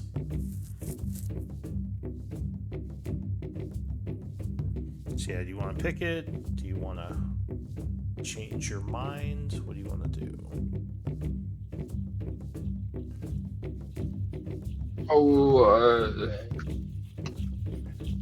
should we? I mean, we should dispel this before I don't we. have the spell. Yeah. Can I tell what level spell it is with if I focus in with my detect magic? I don't think that's a thing. You can only do that for spells as they're being cast, not effects that are in progress. Cool. Well, I'll cast the spell magic then at the 3rd level. All right. Yeah. Whatever it was, it is easily dispelled. Cool. Do you want me to pick it or do you want to, Honhan? I'll try You to should pick it. try first. Yeah, Yeah, you try first. I'm learning. And I Is look at there Clank like this any as more I do. aura? The aura's gone. You dispelled it. Cool. Then I'm gonna step around the corner. All right. I trust you. Yeah. So 23 is easily enough. The lock isn't great. It was only DC 10. You would unlock the door, and I assume push open the double doors. I want to check it just to make sure, like, if there's any resistance. Like, I want to do it real slow. If there's any resistance, I'm gonna stop. Sure. So you slowly push the doors inward, revealing a fairly large room. No resistance. There's a couple of sleeping bags, looks like a chest, and a weapons rack with a couple of different looking weapons. But otherwise, there's not much in here. Does anything seem out of the ordinary? Like, that might be something of a sentimental Do any or... of them have magical auras? Yeah, so several of the weapons on the weapon rack have some auras on them. They all look like dwarven weapons, possibly things that the kings stole since they started here. You would see auras coming from within the chests as well. And if my magic can detect it, others can. Yeah, I mean, you would Uslag, assume this is Airpo, a Glenn, standard magic. you item, got so- any thoughts here?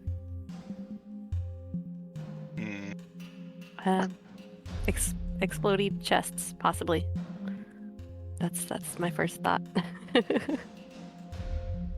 Yeah, I'm looking carefully around as I enter the room at everything, just making sure there's nothing anywhere else. No, there's not much in here. You're guessing they kind of co-opted this old room to use as their little hideout. There are 2 bedrolls. You assume 2 of them are staying here. This might be where what's her name? Gears? Gears stays when she's not at her bench. But both chests are closed and locked. Did you say that there are additional magical auras on the objects and chests in the room? Not on the Yeah. chests. The auras are on things inside the chests. Okay, gotcha. So yeah, you would guess this is like stuff they probably nicked as they were in the city. Yeah.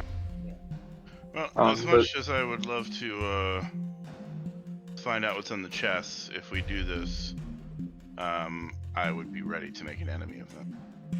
Yeah, I think we should ask them about it though, because if it's something that giants can track, then we're in trouble. That's a days away. Do I send another message? You just broke I into don't- your room. What is this stuff? Yeah, I don't think it's probably. Yeah, I but- say that. They have enough. No, Glenn tries to not smack him. If he tries really hard to just keep it in, you just look. They got enough stuff to worry about. Just let him. Let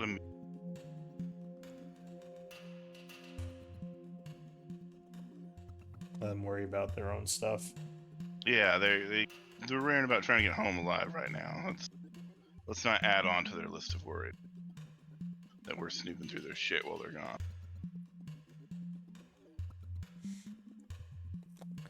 Alright, so you are leaving the room then? Yeah, Glenn. What about Yeah, Chomsky's leaving the room. Close the door and leave Clink in there. Or Chomsky's in there, yeah. Chomsky. You're locked in. Oh. I'm trying to get out of there. Locked in, Chomsky. Alright. So yeah, what do you all want to do? I close it and lockpick it closed again. All right. I'm guessing there was an alarm spell on there, which Yeah. I don't know.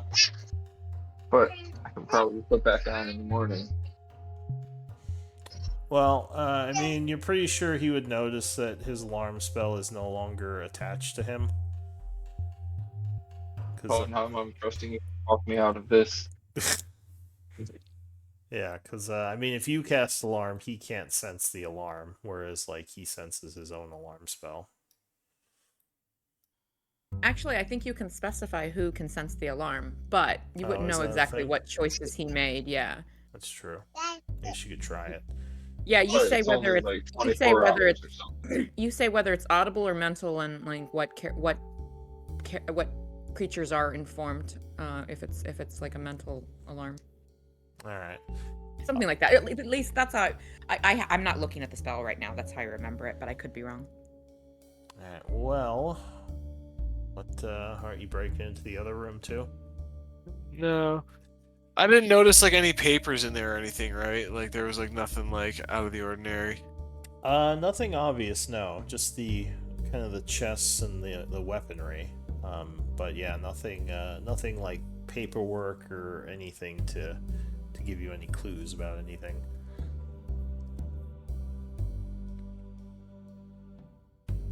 All right. All right, well, so- I'm done if you guys are ready to pass time. Yeah, that sounds about right. So you do have your clothing. I would say that it could help disguise a bunch of you. I don't know about Hohenheim just because of how big he is. 7 feet would be pretty hard to disguise without a disguise kit or magic. I'd also say we should wait, as I don't have my emergency teleports anymore. Oh yeah, because you use it.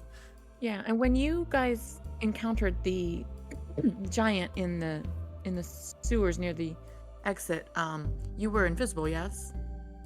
Yes, but I mean, And yet the giant seemed to know you were there. well, he knew. One of them he was knew. invisible. Oh, I He see. saw me while I was casting teleport, though. As I had to. Right, put I on meant concentration. before. I meant before initiative. Yeah. Chomsky was not invisible. I see. Yeah. Yes. Yeah, he you, saw Chomsky first. Yeah, and you would know. It seemed like he Oh, I heard you thought I guys did. coming. Like they must have a I pretty thought good I wasn't. perception. Oh, no, I wasn't. I had the disguise self on myself. Yeah, exactly. So they were probably searching around the area, maybe following tracks or something, but it's hard to know for sure, like, what they were doing there. Okay, so time is passing. If you have something you can put the day towards downtime-wise, go ahead and do that. Roll for something.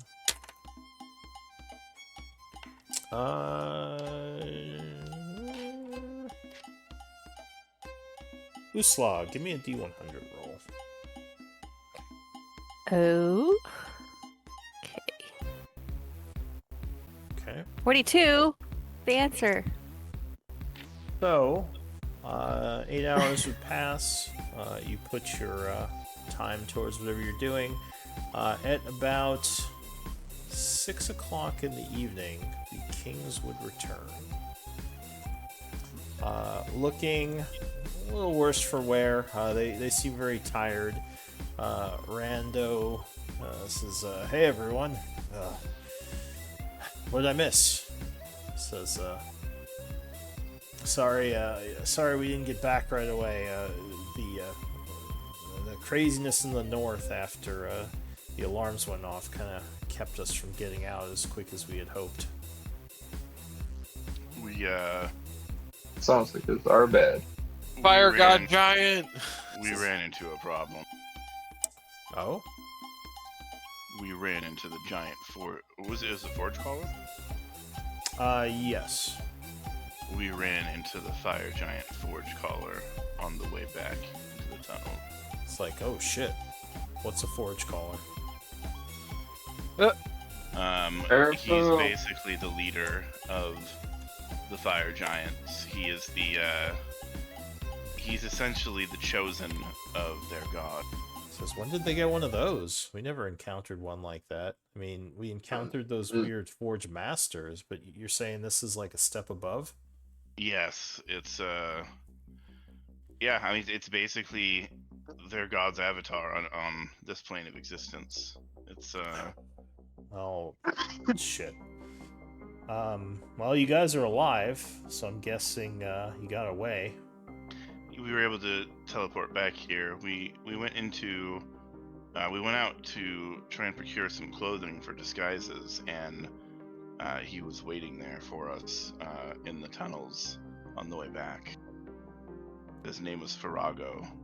Farago. Does ring a bell.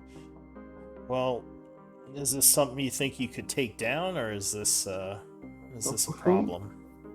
It's a problem. It's a problem to be avoided, I think, unless we may need to, during the revolution at some point, probably take him down. But that would be something we would need to, me and my companions would all need to be there for, So as the threat is that great. It's, you know, and he'll have soldiers with him, so at some point during the revolution, I'm sure we'll need to try and isolate him and bring him down. It's a fire giant avatar. Wow. Alright, well. Luckily we got away okay. We didn't see anything like a Farago, but we certainly had to avoid our share of fire giants. I'm glad everything worked out okay then. He says, yes, we secured one of the items we needed. And he produces an odd-looking key and smiles. He says, this should help us get to some of the inner rooms. So I definitely think your distraction helped, as a much smaller fire giant force showed up in the beginning. I'm guessing if they had all come when the alarms went off, that would have been a lot more difficult, so thank you. Well, of course, I'm glad. Yeah, there were quite a few fire giants at the show, but also Hohenheim has something he would like to say. Well, He says, oh? Kingman, I'm curious. Do you have any magical objects or something that fire giants could trace? Well, we have magical objects. We've been able to steal some, but I don't know. How are fire giants able to trace those? And I know we have spells that can do, but they may also have. But out of concern that they may trace back to hideout, I check your room and see if there's anything there. I not see anything, but I felt like I had to check. Give me a persuasion DC 20. Gotta do it. Alright. I'm gonna meta magic that. Or not meta magic, magical guidance that. Okay, so you spend a sorcery and roll again. Nice So- silvery barbs that. A I don't think you can silvery barbs a skill check. I think it's Ah, an attack. damn. Okay. Just kidding. It'd be funny if you could, though. So he kind of forces a smile. He says, well, you know, I'd really appreciate if you would just ask me next time. You know, it's not good form to go through a friend's stuff. But Well, I thought about it, but Blends say that you were already dealing with too much, and it would be too much to ask you in the middle of it and not to bother you. He was going to send you a sending basically saying, hey, broke into your room, what's in your chest? Well, sure. Well, I assume you didn't take anything, right? No, I'm not taking anything. I didn't let him open the chest either. I didn't. Well, thank you for not stealing any of my stuff. But, yeah, I'd appreciate if you asked me next time first. But, I mean, we have stuff we stole, you all have stuff you stole, so it's hard to know what they might be tracking, if anything. Sorry, but I think Hohenheim's curiosity got the better of him, honestly, is really what happened. You have a nice room. He says, I guess, but yeah, thank you. Yeah, we're getting close to our hitting the Molten Chapel. Any progress on the guard front? Were you able to get in touch with any of them? No, we procured some costumes because we're pretty hot right now, unfortunately, after the concert. So I'm hoping tomorrow we can go out with some costumes and be a little bit more under the radar. I was gonna say, Diddy was kind of incognito, and the city's abuzz with that concert. It seems like everyone heard about it, even people way up north. So definitely made some waves. It seems like a lot of people are really angry about the giants attacking the dwarves, so that works out for us too. But Glenn kind of smiles a little bit and just like, oh really? Interesting. Yeah, so it might make it easier to get some more allies. Well, especially the stubborn family down south are kind of fire giant sympathizers, but I bet even they can't turn a blind eye to them massacring a bunch of their people. No, probably not. I assume we are still looking to do that, not just like get the gold and get out, right? You do still want to do this revolution thing. Yeah, fuck the fire giant.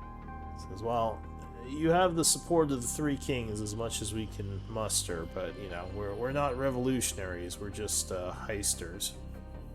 I understand. And So- I appreciate that. I'm hoping you have something in mind. We'll come up with something. Your heisting, taking valuables from the giants is great for revolutions. Says, is it? Well, then we're happy to do our part. And he gives you kind of a mock salute and smiles. All right. Yeah, anything we can do to weaken them, or just, I don't know, stir trouble. Alright, so he says, well, I guess probably want to lay low for a while. Like I said, the heat's kind of up right now, but yeah, otherwise we just need I to... think we should put, maybe hide all of the magical things we stole for a little bit somewhere that the giants couldn't connect to here. This is like where? Another dimension. Oh, he says, Gears, you can do something like that, right? And she says, yeah, I can make bags of holding. Another option is if we have thick enough lead-lined box. But yeah, gears, stuff like that. We might want to put things in another dimension.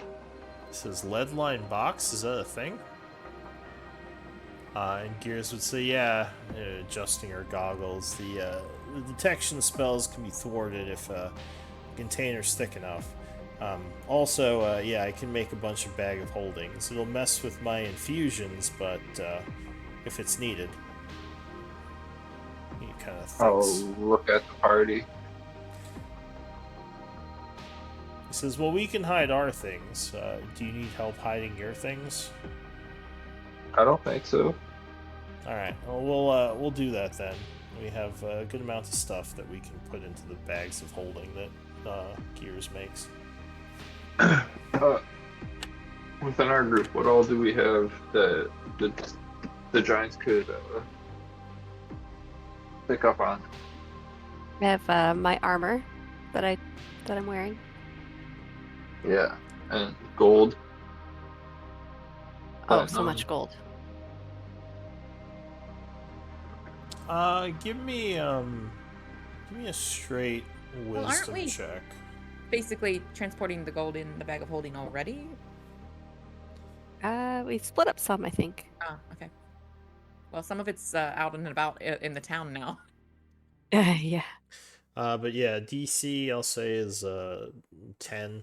And anyone can make this. But I think it's unlikely they would be tracking the gold, since the gold is many objects, and they would have to track a specific object. At least with the type of magic we were discussing, there may be other things, other ways that they might be trying to find us. All right. Yeah. So yeah, he would say we can try to hide our things. Although I don't know if they. I mean, most of the stuff that we stole was dwarven stuff. Like, I'm not even sure they're that concerned about that stuff. There is an item we stole that they might be concerned about, but that is already hidden within a bag of holding. Oh, the one you took that stirred them up in the first place? Yes. Hmm. But yeah, like I said, that one is already safely hidden. So, still, we can take precautions, and at least for now, when we do the heist, we're gonna need Gears to have all her infusions. But for the time being, maybe it would help us.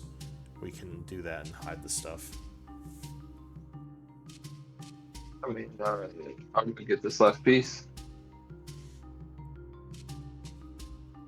He says, also, for the heist, now, are we waiting to do that till after you guys do your revolution, or how is that going to work? Because I haven't really considered how those would overlap.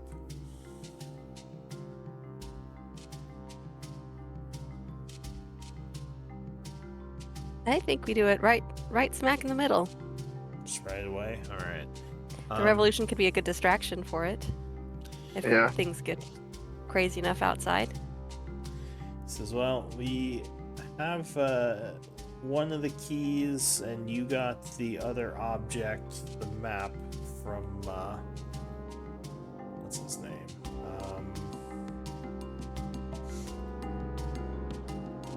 From Kesben. So yeah, now we just have to figure out the guard situation, and which guard we're gonna pay off. If we made friends with some vagrants, maybe they've got some network of their own that could help us out in this. Just a thought. Since we can't really leave here at the moment, it might be a little hard. He says vagrants. We may have made some friends. Sort of. Maybe not. I don't know. Well, how would they help us?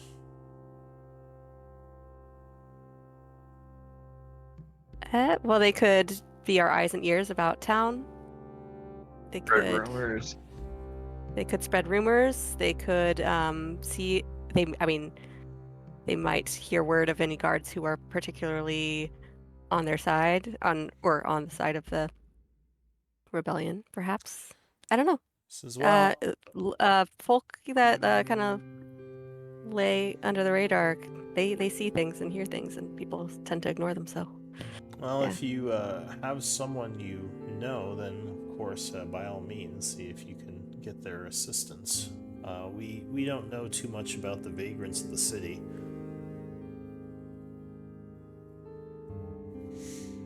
Well, All right. Why I just don't like we- look around why the don't group. we do a break? An idea.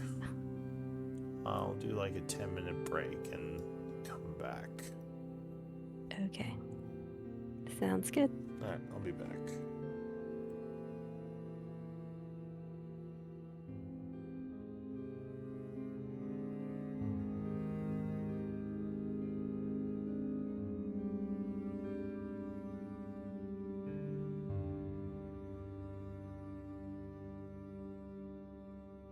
Oh, so what's the plan here?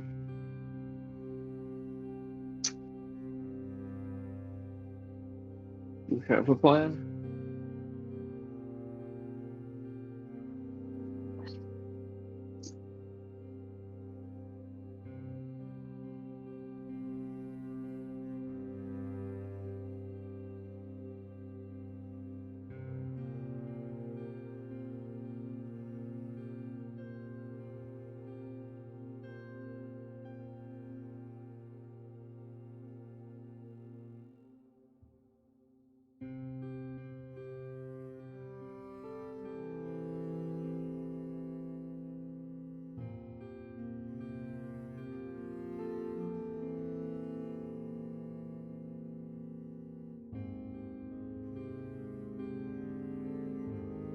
But yeah, any ideas what we want to do?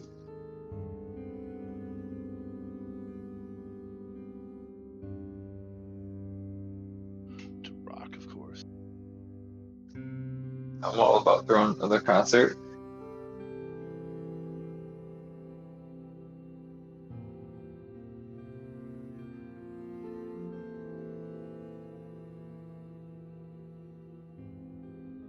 Other than that, I'm not really sure.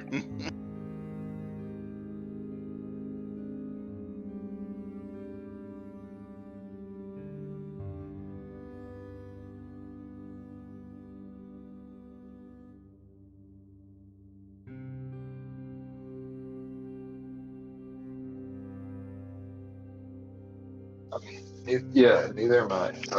You know, like the big reason we came here, as Arapel has pointed out, is to move through the caves. But I like this revolution. What's the next step of the revolution?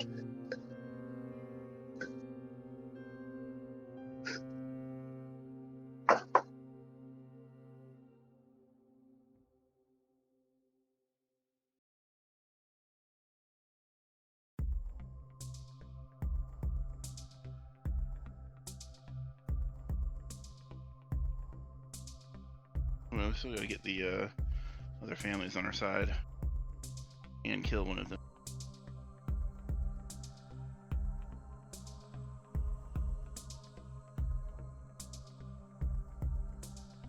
Yeah, Potentially. and which one? Which one do we go for? That is a question. Um, That is a good question. Because we haven't met the fire pitches, so we don't really know much about them. Everybody seemed kind of okay with aligning with the tea bags.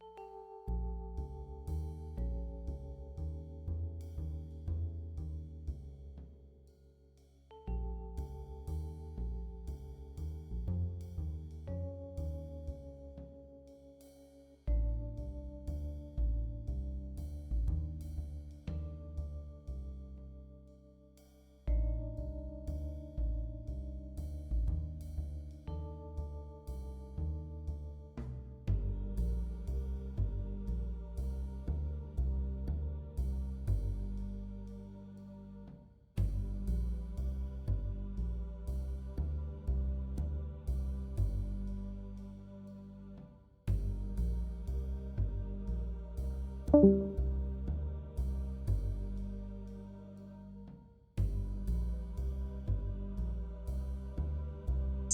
did Glenn leave?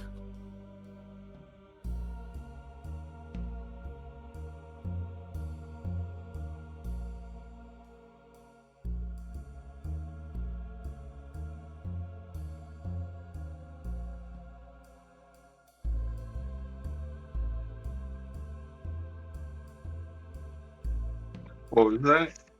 Ooh, Glenn had to leave. He has to help his family with something. Oh no. Yeah, so like what do we want to do? Matt, do you want to text me what the fuck that even means? Oh, okay. The first one you sent really confused the fuck out of me. Yeah, me too.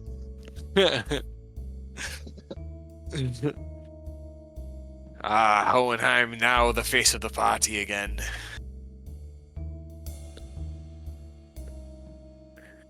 As you should be. You're much better than Gnome. Oh no. Oh But no, yeah, did we lose like, Glenn? should we meet with the? Yeah, he had to go help his family with something, he said in the Oh. chat. Should we meet with the Pitchfires?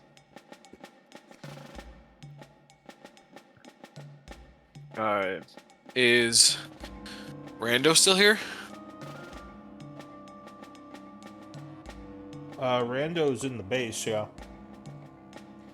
I don't know, Matt, do you think we should include Rando with this conversation?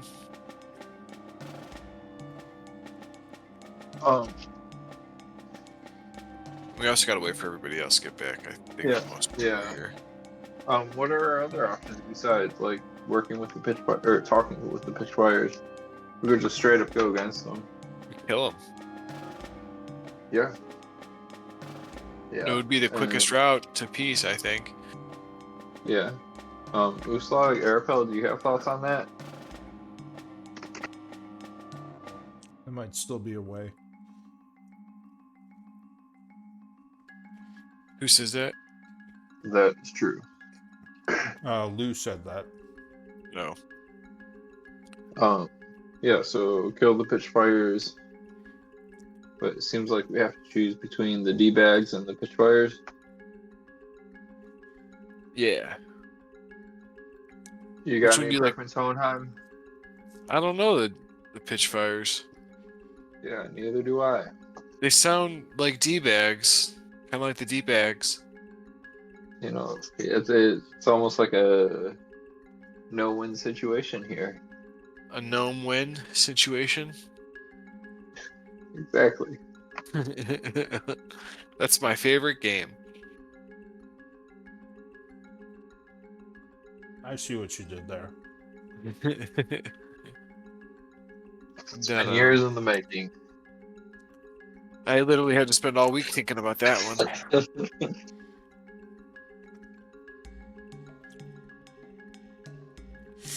Yeah, I have to figure out what you guys are doing next. How do we further this revolution? I really think that's what we should focus on. I mean, you know, forget the Shadow Lord and everything. We might have to fight that fucking god dude if we do this. Probably. But Is that something you want to do? we could do it in a few levels. Well, it's not now. I know. So when they say CR 18, does that mean like we should be about 18th level to fight them?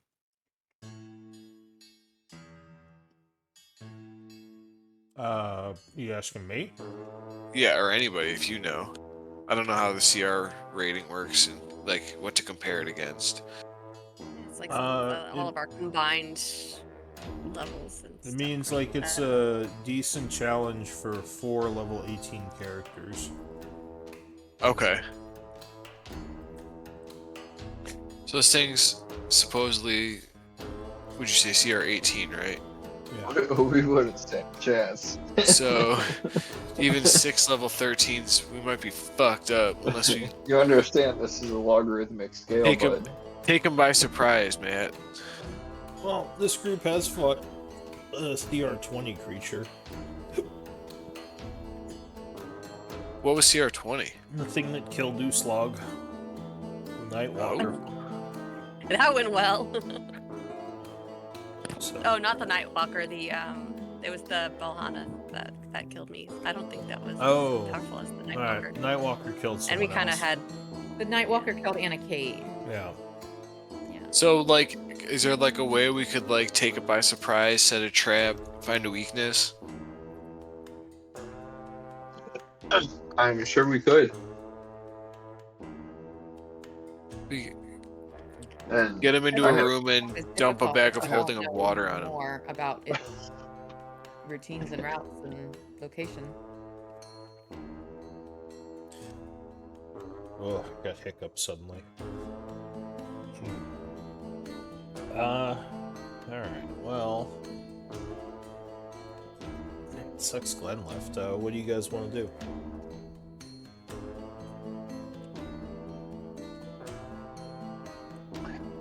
gonna take out this guy.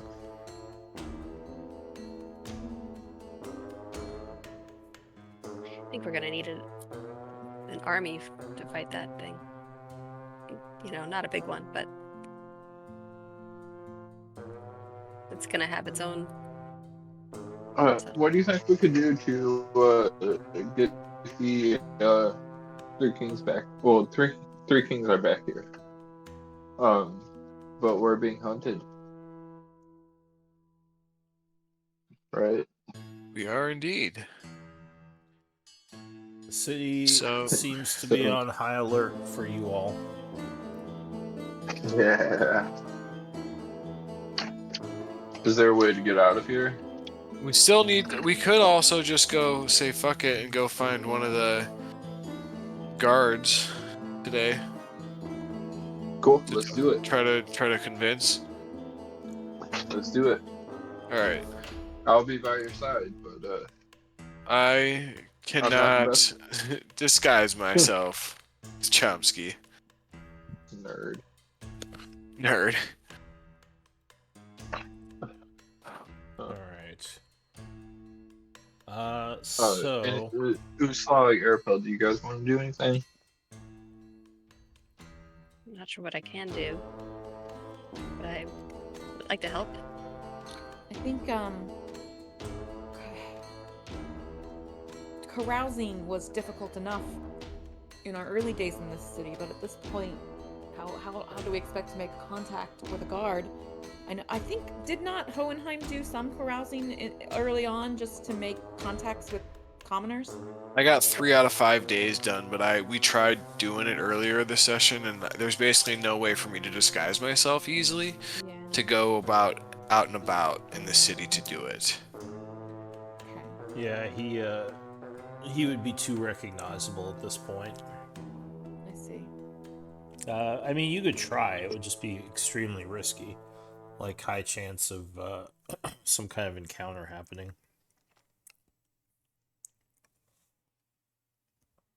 So, yeah, could get yourself captured. Do we say fuck it and try it anyways? Or do we try to find the other that one? option is we could start playing another concert. Good. Or what was the one dude? We did meet the one guard dude when we first got here, right? That we were friendly with. I think that a second concert, the giants would come much quicker and in greater numbers, and perhaps with measures to keep us from exiting in the way we have in our last couple encounters using the teleports. Last 3 encounters. They may have learned from it.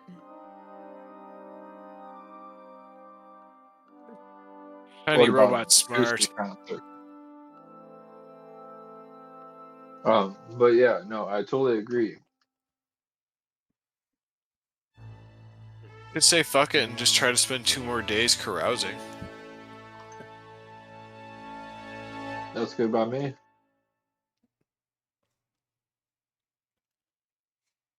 I can try to make a contact. I ask Rando what he thinks would be a good route to find an ally for this key.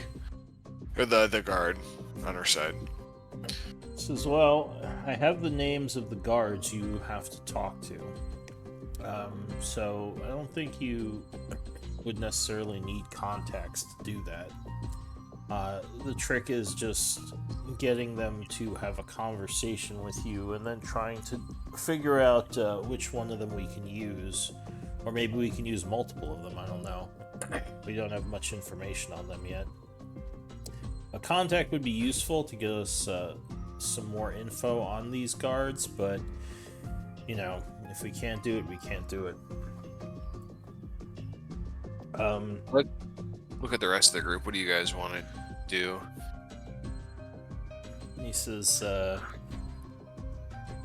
do any of you have any way of hiding your identities? I do temporarily, but not permanently. Says, cause yeah, to do anything above in the city now is going to be risky. Do you guys have anything that would help? Says, well, we do have a shape changer, but she's not very charismatic. Diddy would say, I take offense to that. He smiles. Could she do anything for me? She says, no, not really. I mean, being a shape changer, I don't really have to do much with disguises. Says, maybe, yeah, he says, maybe Chomsky could set up meetings with these guards and maybe have them meet somewhere incognito with you, Hohenheim. He says, I don't know how sympathetic these guards will be towards our cause since they are guarding the Molten Chapel. So we might want to leave out the fact that you all just did the concert.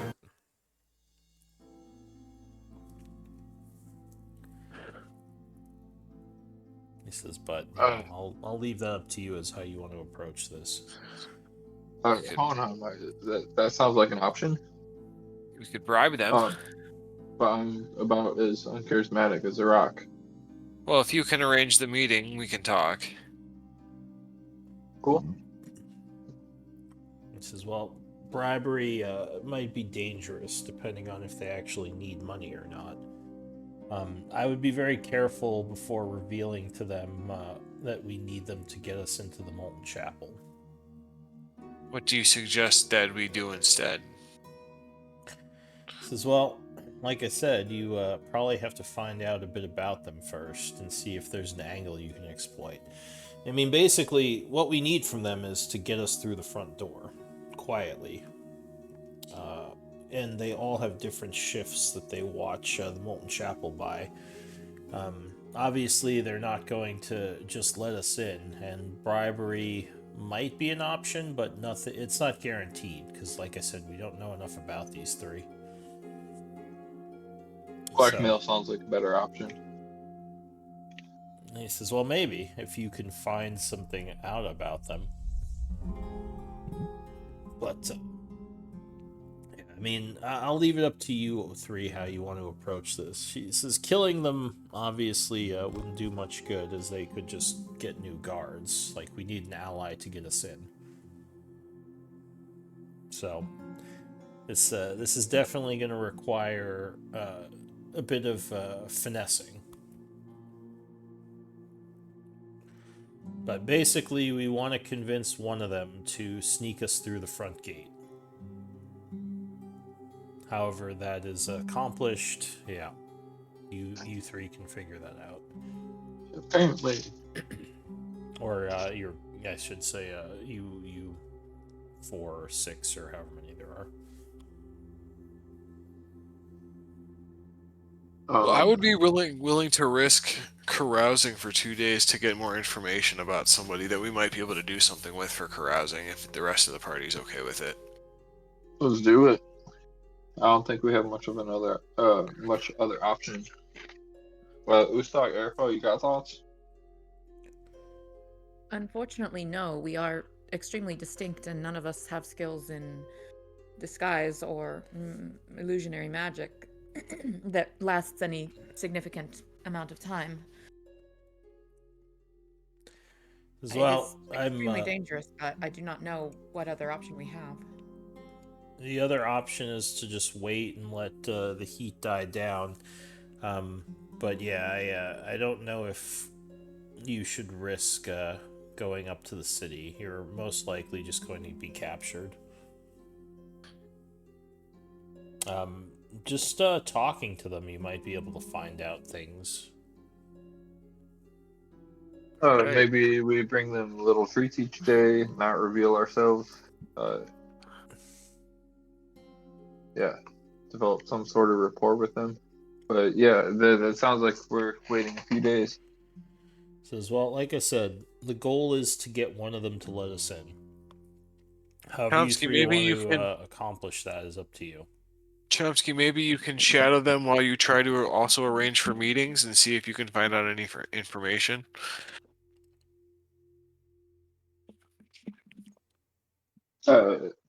Again, I don't like sitting down at tables with others. But yeah, that sounds like a plan. The best way to get in there. Alright, so what are you doing? I mean, it sounds like we're gonna spend a few days here, kind of trying to swoon the guards. Just hiding? Do you want to like shadow any of them, Matt, and see if you can find out like some information? You know, like if they have like a family where they go home to, if they I'm are not stealthy and I'm gamblers. not charismatic. But I mean, I can try. Alright, so you're trying to like just follow these guards around? Find a weak spot in them. Something they like. Something. Yeah. How would you do that? Oh. So you know where the guards are because they guard Yeah. the Molten Forge every day. There's 3 of them on different shifts. You know, I'm pretty good at cooking. Maybe I bring them food each day. All right. So yeah. But yeah, anybody else got any ideas? Arafel? Bruce Log? No, I mean, yeah, this is. Thinking if you can follow them, Matt, after they get off their shift. Cool. I can try. Alright, so this day would finish up. It is now the 9th of spring. You said you're gonna go and stake them out? That's yeah. Alright. Before he goes, I cast like a rare telepathic bond so we can talk for an hour. Alright. So you use your disguised self, which will make you a lot harder to notice, and you head over there. So on the morning shift, there's hang on a sec.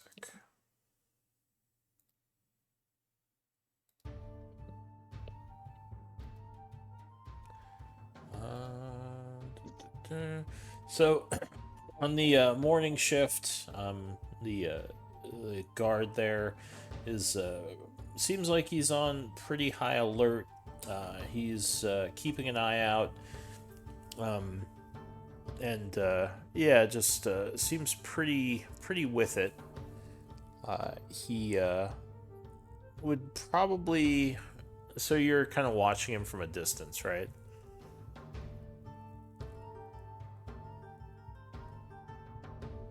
Matt. Yeah, that was fine. All right. So yeah, he's keeping an eye out, and he would spend most of the morning, probably when there's the least amount of witnesses,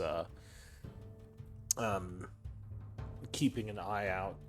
Then he would trade shifts with another person in the afternoon. This guy seems to be a little bit drunk as he kind of sits down. A little bit less perceptive than the other guy, who is like kind of very much keeping an eye on things. Not necessarily like out of it completely, but you can tell he's a little tipsy. Do you want to follow that first guy or just watch this guy? Watch this guy. Alright, so yeah, as the day passes, let's see, past perception 21, you see, you notice he snuck a flask, and every now and then he takes a sip. Again, not that he's, like, falling over drunk, but he's definitely a little bit tipsy, as he does his watch for several hours. And going into the evening, he would trade with another dwarf, who... looks like, give me a insight check as you kind of see this guy walking up.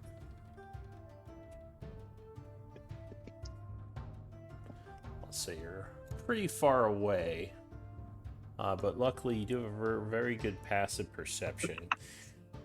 Something about this guy makes you think he's in kind of a foul mood. He seems much younger than the other two. Like, maybe he's new to the guard force. But yeah, he doesn't seem like he's in a good mood. He's scowling a bit. As the evening goes on into night, he looks a little bit better. Like, he maybe calms down a little.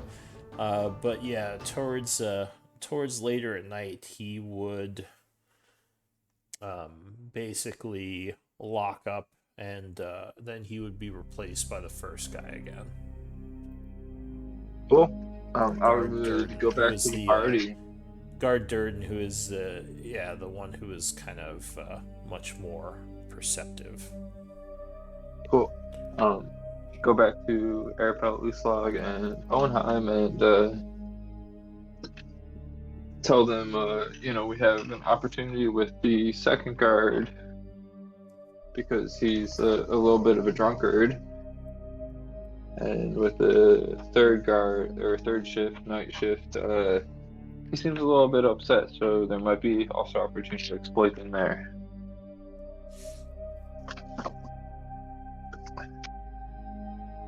Okay.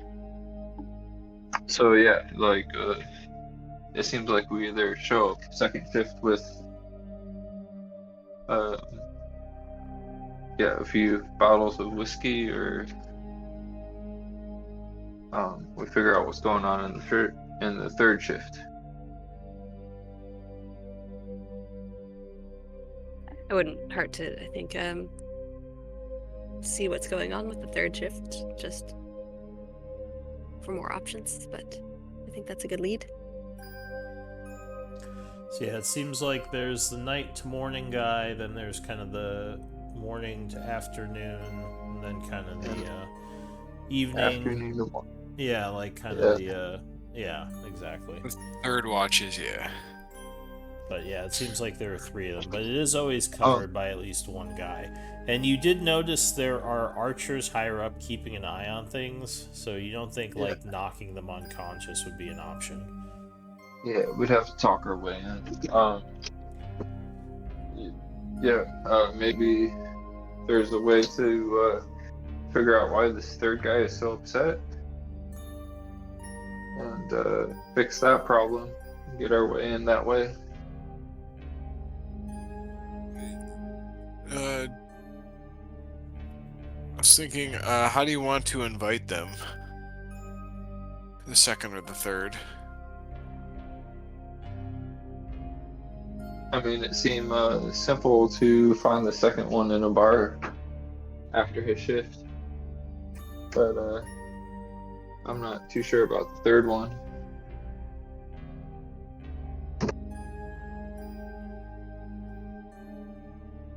Could also say he looks stressed and, upset from work. He could use a good drink with some friends and thank him for his work Yeah, and invite protect. him to Yeah, hang out drink with us. yeah. That seems reasonable. Uslag Arapel thoughts?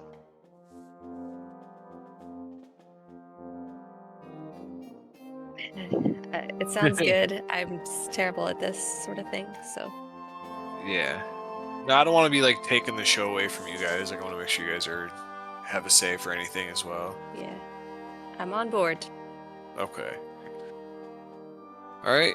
Yeah. Do what you gotta do. Yeah. All right. So yeah, what are we doing? Do you want to talk to the second guy after he gets off his shift, and then we would have like 8 hours to talk to him before we talk with the guy in the third shift?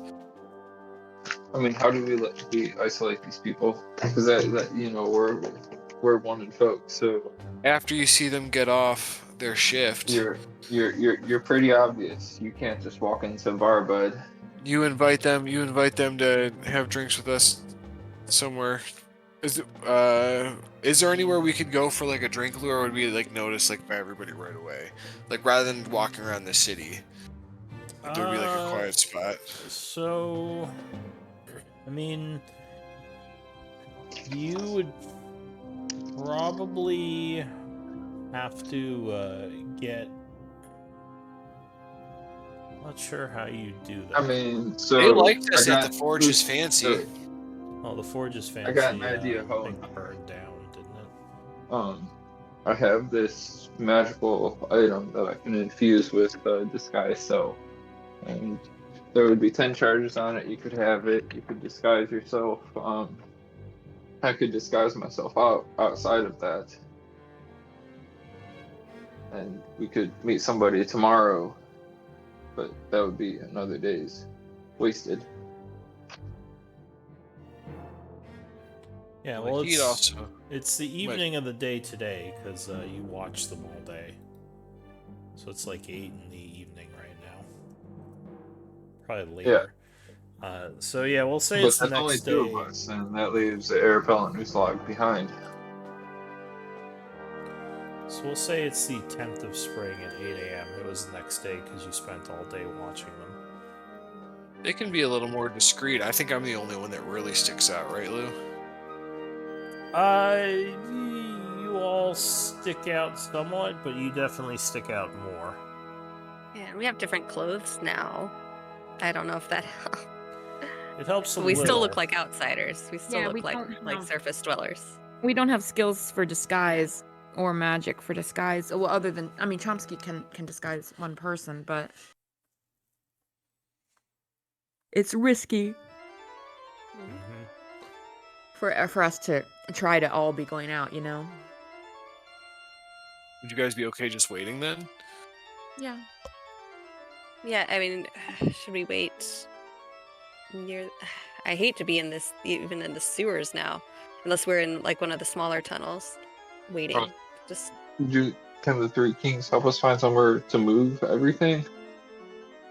That's a bit more discreet and So bit Rando would safer? say, I'm not sure of how the tunnels work up north, at least near the Molten Chapel. But we could probably... It would be hard to convince them to come into the sewers, though, I assume. These guards probably would find that a little bit curious. But I don't know where else we'd meet them.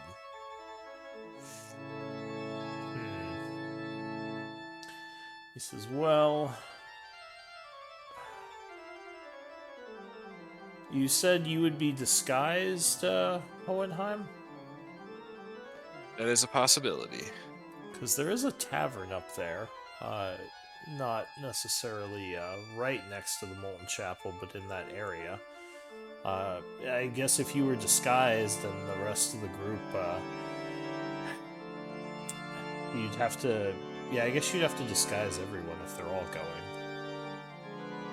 But maybe we could pay the tavern keeper to look the other way. He says, "Let me look into it. I'll go ask around." And Diddy will say, "Yeah, I'll go too. We can see about finding a good place to talk to these guys." So they go out for a few hours. He comes back, say it's around 12 o'clock in the afternoon. And he would say, "Alright, I think we can use the bar. The barkeeper and many of the dwarves there are sympathetic to our cause. So I believe if I pay them a little bit, you guys should be able to use one of their back rooms, keeping you out of sight." That'll work. This is the only risk would be on the way there, but hopefully the new clothes and your disguised self will be enough to keep suspicions down. Great. That sounds like a great plan. Yeah. Alright, so the group is headed over there. Say you get there around 2. Everyone going into the back of the bar. You get a couple of looks as you walk through, but you're not, you don't think anyone identified who you all are. Now, what are you gonna do? You're hidden in the back area of the bar. What is this? How long does this guy's self last, Matt?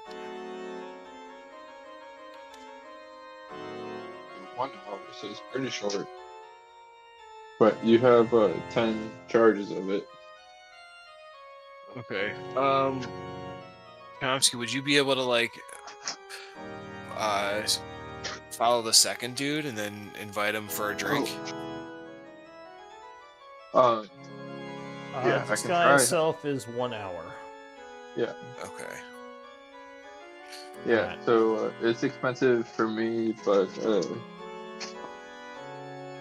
you have my spell storing item that has 10 charges of disguise self. Alright. So I think we pick one of them and convince them to come back to this back room. Alright, so this is the second guy, right? Yeah. Okay.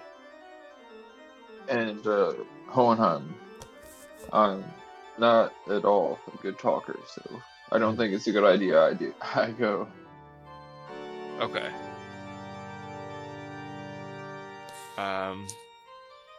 So I know approximately what time he gets off of work, right? Yeah, towards the evening, this guy switches in with the... towards nighttime, this guy switches in with the first guy.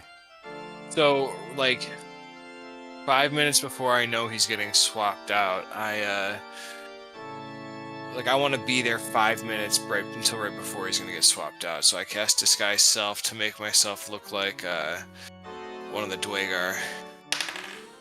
Alright, how much can you change your height by? 1 foot. Alright, so you are a 6-foot-tall Dwager. Wait, really? How tall are Dwagar normally? Usually between 4 and 5 feet. So you're a pretty big dude. Okay, but, I'm only 6 feet tall for a Dwagar. That's not too bad. Yeah, Can the disguise be 2 Dwagar in a trench coat? No. And that would probably be more suspicious. But, alright, so yeah, it looks like he is getting ready to finish his shift. You would see him take a swig from his flask. You said you're approaching him? What about... Sorry, did you already do your disguise? Yeah. Okay, sorry, go ahead. Yeah, so I see him, like, walking away after his shift. Not yet. You're gonna wait till he's walking away? Yeah. Alright, so yeah, he finishes up. You see the third guy come in and kind of pat him on the back and say, go home, old man. He's like, yeah. And he just kind of starts stumbling away a bit. Well, not stumbling, but just walking a little bit, like I said, tipsy. You approach him as he is kind of walking south, and he stops and, oh, you're a big fella. Takes another swig. Can I help you, son? I say, you look pretty beat there. Would you have a rough day? Says I look beat. I'm fine. Fine. Everything's fine. As you were. And he just keeps walking. I say, well, why don't you tell me about your day over at a drink? I'd love to hear some of your stories. Give me a persuasion. DC 10. I guess you couldn't fail. He says, hell yeah, brother. Let's get a drink. Wait, where are we going? I think there's a bar right close here, right? And I kind of point in the direction of where I think the bar is, or where I know the bar is. Right. Yeah, there's a place over here.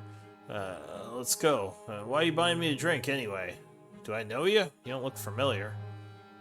Oh, I'm traveling here, and I start going into a story that I'm related to one of the, what is it, Desix?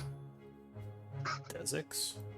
What's the dude's name that or like, what's his name? Kesbin. I say I'm related to one of the Kesbins, and I want to know more about the town and talk with people and see what the life is like here. Give me a deception check. DC 10. He still seems pretty drunk. Alright. Says, your royalty? Well, I don't know too much about the city outside of the south area, and yeah, of course, where I work here. Happy to answer any of your questions over a drink, though. I appreciate you. As soon as I got home, she climbed up there and jumped off for your mom. Appreciate you doing this for me. No, it's the least I can do, and I say I'm not really royalty. I'm just related. Edison, we need to be careful. One of these co-DMs causing mayhem. Yeah, co-DMs causing mayhem. And I just say, I'm like one of the offshoot families. I thought you said you were a Kesbin. So I'm related to him. Oh. Alright, well, tell you what I can tell you. And he comes into the back room. He's like, oh, there's a bunch of people here. These are more friends. I'm learning about this strange town. It seems like there's a lot of stuff going on here. As well, hello, friends. He kind of sits down at the table, and he says, three L's, please. On this guy, crazy rich Kesbin guy. That sounds like him. He's always been like that. But let me go get you 3 L's. The money's temporary. Friends, they can last forever if you make the right ones. Yeah, maybe, he says. It's a dangerous world out there, especially with giants stepping on people. Yeah, what's going on with these giants down here? They're, I've been noticing this is a lot of crazy. I'm not used to this. I thought it was usually much more calm than this. The giants seem pretty pissed off.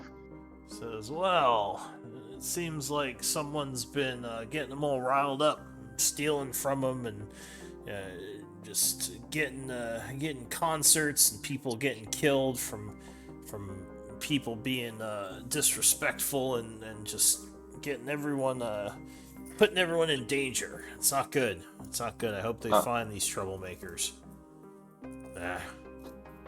Is that so? These giants seem to have fragile egos. Says, you got that right, brother. They don't really like anyone messing with them. He says, not very good people if you ask me, but they are our allies, so, better them than whatever person's down here stealing from us. So you like working for the Giants? Yeah, persuasion. DC 15. Hey, Says, yo. well, I mean, yeah, it pays the bills. You know, I'm getting old. Not much left to do these days, and guard duty is pretty easy going for one who has bad knees, back, and everything else army life gets you. Says, if I don't do this, I don't know what I'd do. Probably be sitting in one of those gutters drinking booze with all the other vagrants. Man, you know, if only you had something you could be set up so you could just be able to drink every day and not have to worry about that. Yeah, that would be pretty. Drinking is fair rather than a gutter. He says, yeah, that'd be pretty crazy, huh?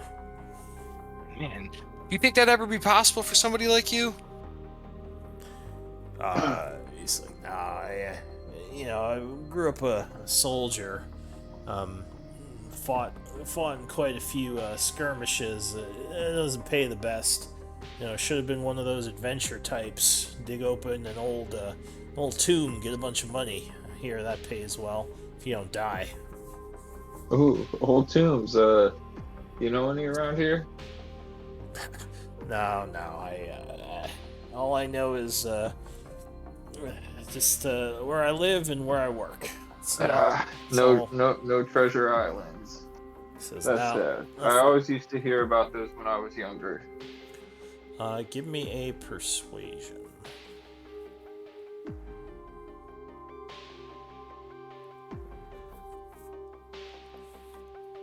And you can roll one too, Hohenheim. Oh, okay. So yeah, you're kind of talking to him. He seems to enjoy the conversation. If you keep buying him drinks, he'd start to get a little bit tipsy. And you say, I should probably get going. This was really nice of you. Didn't you say you had questions about the area or something? Yeah, I was wondering, like what's it with that giant building in the middle of the city? Says, the place where I work. Oh, you work there? Says, yeah, I'm a guard there in the front area. The entryway. My God, that's so crazy! I keep seeing it, and it's so massive. I'd love to be able to look inside. Quite some impressive architecture. It's not just any dwarf that can build that. Says, yeah, the old empire used to be down here. The surface dwarfs built it. My people have something similar. It's much deeper underground, though. Give me persuasion or deception, the two of you. DC is 15, I'll say. And he says, but yeah, no, the Molten Chapel certainly is something. You're saying you dwarves built it, yet the fire giants seem to be controlling it. Says, yeah, they, back in the day, there was an alliance between the giants and the dwarves, so the halls of the Molten Chapel are actually big enough to accommodate them, though I think back then it was the storm giants, not the fire giants.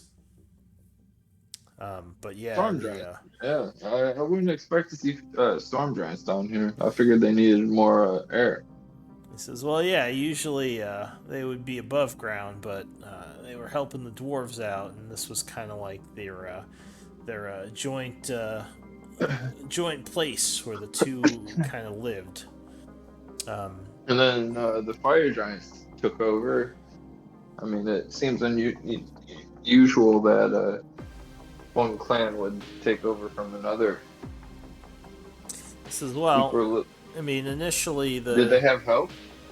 He says, initially the dwarves kind of got chased out. There was this whole thing where our people attacked and kind of took the city.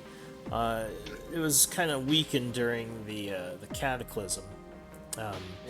So we managed to grab hold of it from the old empires. And we've been living here ever since.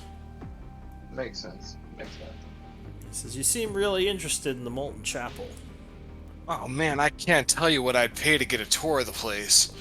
Says, well, unfortunately, no one's allowed inside but giants. Says, Wait, that's part of my job is to keep people out. you're not even allowed inside? Nope, never been inside. Oh my gosh, it seems like such a shame that you'd not be able to see Yeah. what our ancestors built. He says, yeah, it does kind of suck. I have the key, but yeah, I'm not supposed to go in except for emergencies.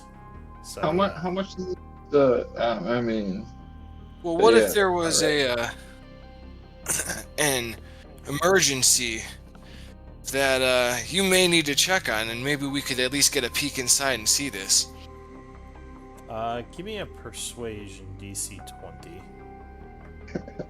You can do it.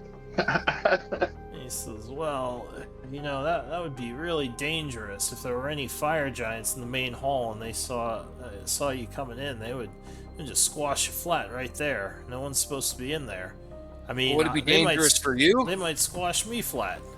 I mean, Oh man, We won't want to it's- do that. I don't want you to be squashed flat, but man, I came down here almost for this sole reason. I'd risk my life at least to get a view, and I got some connections. I bet you we could pay off the giants and we'd be all right. You think so? I Give mean, me, maybe you could lose your key or something. give me another persuasion or deception.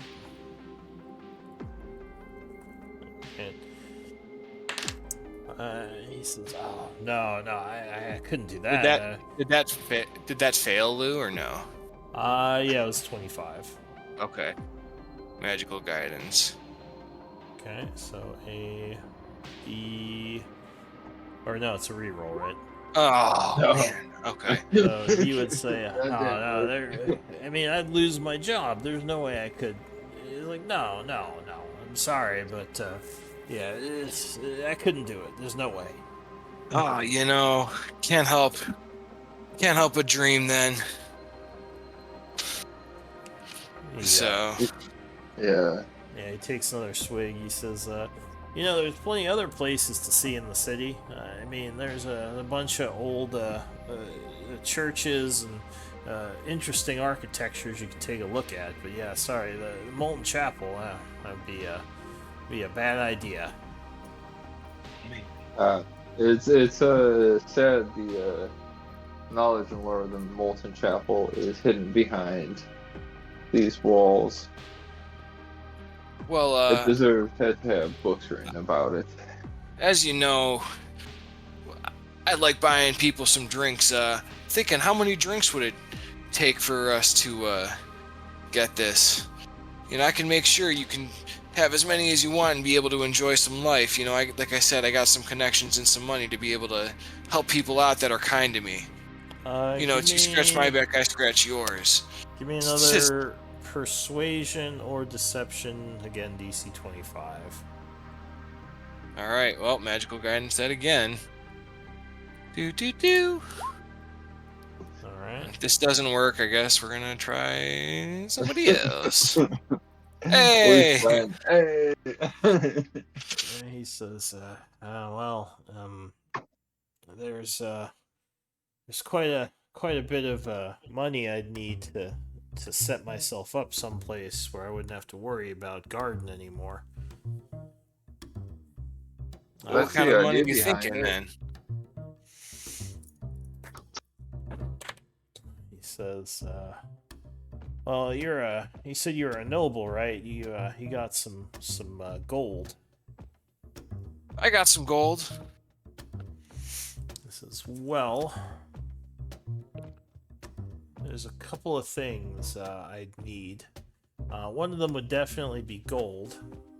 I'd say probably at least 1,000 gold pieces.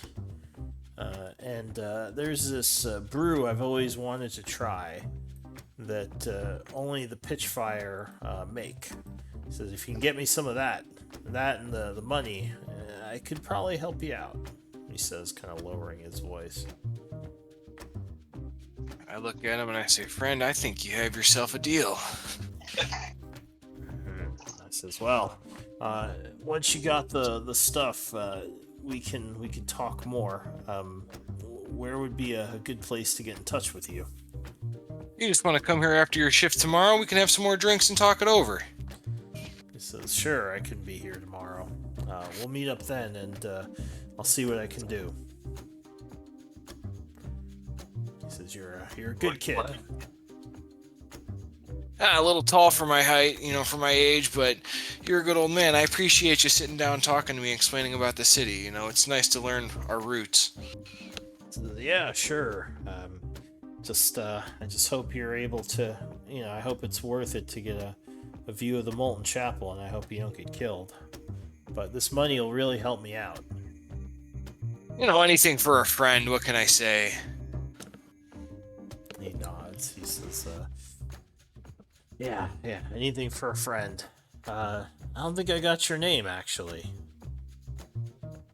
And I say I was like, oh, no, yeah, you knew my name.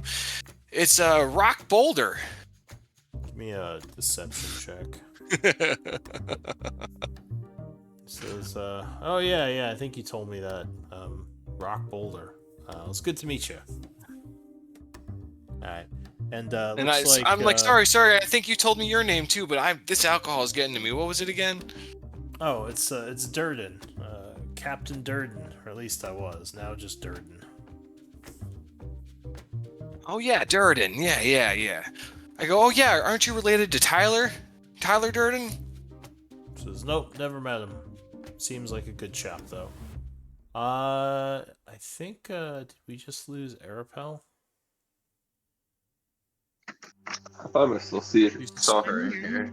Still in the weird. chair. Oh, now yeah. I see her. That was weird. She just disappeared for a sec. But yeah, we are at time. So why don't we do MVP votes? And yeah, we'll just pick it up next week. That kind of, with only 4 of us, man, that kind of got a little slow for a moment there. Yeah. Well, I wasn't sure exactly what the group wanted to do. Well, we started down this path, with, the whole working against the giants and starting a revolution and doing the concert and all that stuff.